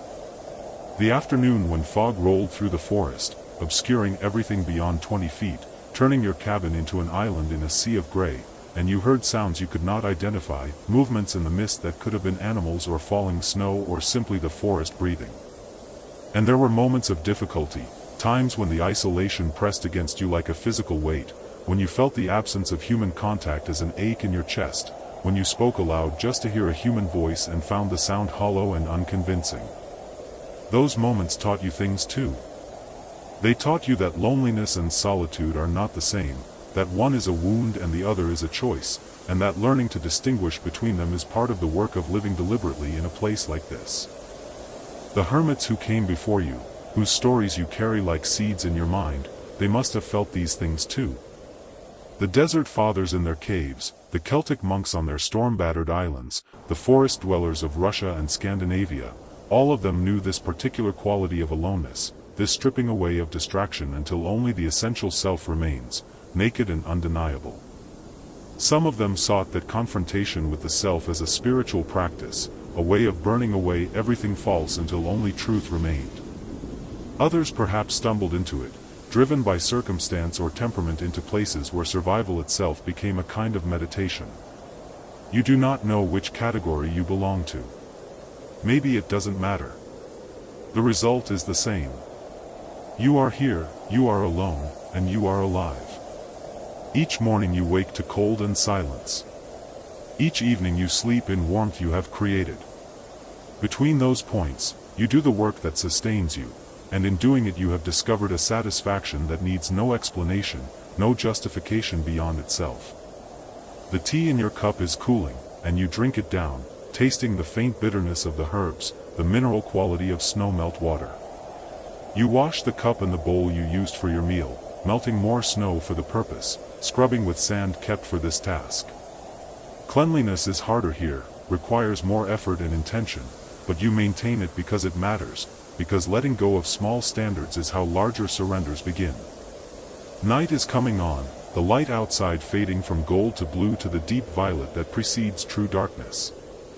You prepare your sleeping place, arranging furs and blankets, stirring the fire and adding larger pieces of wood that will burn slowly through the night, radiating heat into the small space. This too is ritual, these movements performed in the same order each evening, creating a rhythm that structures time and provides comfort through repetition. Before you lie down, you stand for a moment in the center of the cabin, simply present, simply here. The firelight flickers on the log walls, casting shifting shadows that make the small space seem to breathe. Your tools hang in their places. Your supplies are stored properly. Everything is as it should be. You have created this, carved out this small pocket of order and warmth in a landscape that knows nothing of human comfort, cares nothing for human survival. The achievement is modest and immense at once. You think about spring. It will come, eventually, though from this depth of winter it seems almost mythical, a story you tell yourself to pass the time. But you have seen the signs. The angle of sunlight is changing. The birds are beginning to call with different voices, the tentative courtship songs that precede nesting season. Beneath the snow and ice, beneath the frozen earth, roots are gathering themselves for the explosive growth that comes when warmth returns. The world is preparing, and you are part of that preparation, waiting and working and surviving until the season turns. You wonder what spring will bring for you. Will you stay in this place, seeing it through its transformation from winter white to summer green? Will you return to the world of human contact, carrying what you have learned here back into that louder, more crowded place? You do not know, and tonight, lying down in the warmth of your carefully tended shelter, you find you do not need to know. The future will arrive regardless of whether you plan for it, and you have learned that sometimes the most important thing is simply to be present where you are, doing what needs to be done, trusting that the next step will reveal itself when you reach it. Sleep comes easier now than it did in the early days. Your body has adjusted to the rhythms of this place, to the long darkness and the physical demands of each day. Your mind has learned to quiet itself, to release the constant chatter that once filled every silent moment. You close your eyes and feel the warmth of the fire on your face, hear the small sounds of wood settling in the flames, the distant whisper of wind through trees, the profound silence that underlies all other sounds. In the morning, you will wake to cold. You will breathe life back into the fire. You will melt snow and boil water. You will eat, you will dress in your layers, you will step outside into whatever weather the day brings. You will check your snares, gather wood, perform the 100 small tasks that compose a day of survival. You will notice things, the quality of light, the temperature of air, the tracks in snow, and these observations will please you in a way that requires no audience. But that is tomorrow. Tonight, you simply rest, allowing your body to repair itself, allowing your mind to drift through whatever landscapes it chooses to visit. You are safe. You are warm. You are alive. These facts, simple and complete, are enough. The fire burns lower, but you do not rise to tend it. The coldest part of night is still hours away, and the coals that remain will hold heat sufficiently. You burrow deeper into your nest of furs and blankets, finding the perfect position, the alignment of body and surface that allows for true relaxation. Your breathing deepens, slows, falls into the steady rhythm of approaching sleep. Images drift through your mind, memory and imagination blending in the way they do at the edge of consciousness. You see the cabin from outside, a small golden square of light in vast darkness, smoke rising from the chimney to disappear into the night sky. You see yourself inside it, a figure curled beneath blankets, face peaceful in sleep. You see the forest surrounding this small human space, thousands of trees standing in patient silence, the snow-covered ground, the distant mountains like dark waves against the stars. And you see further back, across time, all the other hermits in all their various shelters, each one a light in the darkness, each one a small victory of human persistence against the indifferent vastness of nature. You see the monk in his stone cell, the ascetic in her desert cave, the trapper in his winter camp, the pilgrim in his mountain retreat. All of them alone, all of them surviving, all of them finding in their solitude something essential that cannot be found in crowds or comfort. What they found, you are finding. Not enlightenment necessarily, not revelation or transcendence, though these may come in their own time and way. But something simpler and perhaps more valuable, self-reliance, resilience, the knowledge that you can endure difficulty and emerge intact. The understanding that you are more capable than you believed, stronger than you imagined, more sufficient unto yourself than the world ever allowed you to discover. These lessons come not through sudden insight but through the slow accumulation of days, each one presenting its small challenges and small successes. They come through cold mornings when you did not want to rise but rose anyway. Through injuries that hurt but healed. Through loneliness that ached but passed. Through fear that threatened but did not destroy. Through 100 moments when you could have given up, could have retreated, could have declared yourself unequal to the task, but instead you continued, one step and then another, until continuation itself became a kind of faith. This is what the frozen wilderness teaches. Not cruelty, though it can be cruel. Not punishment, though it punishes mistakes. But honesty. The wilderness does not lie. It does not flatter or deceive. It presents conditions, and you either meet them or you fail. There is no negotiation, no exception, no appeal to mercy or justice. There is only the reality of snow and cold, the availability of resources, the adequacy of preparation, the strength of will. In this honesty, harsh as it may seem, there is a peculiar freedom. You no longer wonder what others think of you, because there are no others. You no longer perform for audiences, because you are unwatched. You no longer maintain appearances, because appearance and reality have merged into a single thing. You are simply yourself, reduced to essence, stripped of pretense. And in that stripped-down state, you have found that you are enough. Not perfect, not without flaw or weakness, but enough. Sufficient. Adequate to the task of your own survival, your own existence. This knowledge, once gained, cannot be ungained.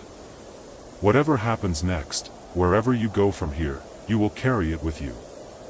You will know, with a certainty that cannot be argued away, that you are capable of standing alone. That you can endure silence and cold. That you can make fire where there was none, create warmth where there was only freezing, carve out life where life seemed impossible. This is not pride, exactly, though there is satisfaction in it. It is simply fact, proven through experience, written into your body and mind through the long months of winter. The cabin settles around you with small creaks and sighs, wood adjusting to temperature, the constant conversation between structure and environment. You know these sounds now, can distinguish the meaningless from the meaningful, the ordinary from the alarming. Tonight all is well. The roof holds. The walls stand firm. The fire glows. You are contained and protected, held safe in the shelter you maintain through constant attention and care. And beyond the cabin, the forest stands in its ancient patience, indifferent to your presence but not hostile to it. The trees have seen other hermits, other humans seeking solitude or driven to it by circumstance. They will see more after you are gone. They mark time in decades and centuries, not in days and seasons as you do. To them, your stay here is barely a moment, a brief flicker of human warmth and human struggle in the long cold history of this place. But to you, this time has been everything. It has been transformation and trial, fear and accomplishment, loneliness and profound connection to something larger than self. It has been hard and sometimes terrible and occasionally transcendent. It has been real in a way that much of your previous life was not, and that reality, whatever its cost, has value that cannot be calculated or explained. Sleep is very close now. Your thoughts are becoming untethered, drifting free from logic, touching down in strange places. You see fire and snow, tree and star, your own hands holding tools you barely knew existed a year ago. You hear wind and silence, raven call and your own heartbeat. You feel cold and warmth, hunger and satiation, exhaustion and strength. All of it flows together, becomes one continuous experience, one long moment that contains multitudes. Tomorrow will come. Spring will follow, summer after that, the endless turning of seasons that cares nothing for human plans or human presence.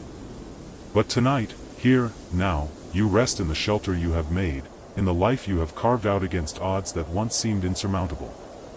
You rest knowing you have survived the worst of winter. You rest knowing you are capable. You rest knowing you are here, alive, present, real. The fire settles lower. The darkness deepens. Your breathing becomes the only sound you can hear, slow and steady, the tide of life moving in and out, the rhythm that began with your first breath and will continue until your last. You surrender to it, let it carry you down into sleep, into the deep rest that heals and restores, that prepares you for whatever tomorrow brings. And in the morning, when cold air touches your face and pulls you back to waking, you will rise once more. You will build the fire back from its embers. You will step outside into the frozen wilderness. You will do what needs to be done, as you have done for all the months that have passed, as you will continue to do for whatever time remains. This is how hermits survive. Not through extraordinary means or superhuman abilities, but through simple persistence, through showing up each day to meet the day's demands, through maintaining the small rituals and practices that structure survival. Through cutting wood and melting snow and tending fire. Through eating when hungry and sleeping when tired. Through paying attention to weather and season. Through learning from mistakes. Through enduring discomfort without surrendering to despair. Through staying present. Through remaining here, in this moment, in this breath, in this particular intersection of cold air and warm blood, of human consciousness and wild landscape. Through accepting what is rather than yearning for what was or what might be.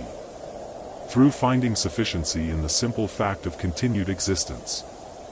This is enough. This has always been enough. And in the deep silence of a winter night in a frozen wilderness, surrounded by darkness and cold, held safe in a small shelter built by your own hands and maintained by your own effort, you finally, completely, understand that truth. The fire glows. The cabin stands. The forest waits. And you, hermit and survivor, student and teacher to yourself, you rest in the center of it all, alive and awake and exactly where you need to be, for now and for always, in this moment that contains all moments, in this silence that speaks more clearly than any words. The night deepens. The cold intensifies. The stars will overhead in their ancient patterns. And you sleep, dreamless and deep, as the frozen wilderness keeps its endless vigil and morning gathers itself somewhere beyond the eastern horizon, preparing to return once more with its light and its possibilities and its simple, undeniable invitation to continue, to persist, to survive.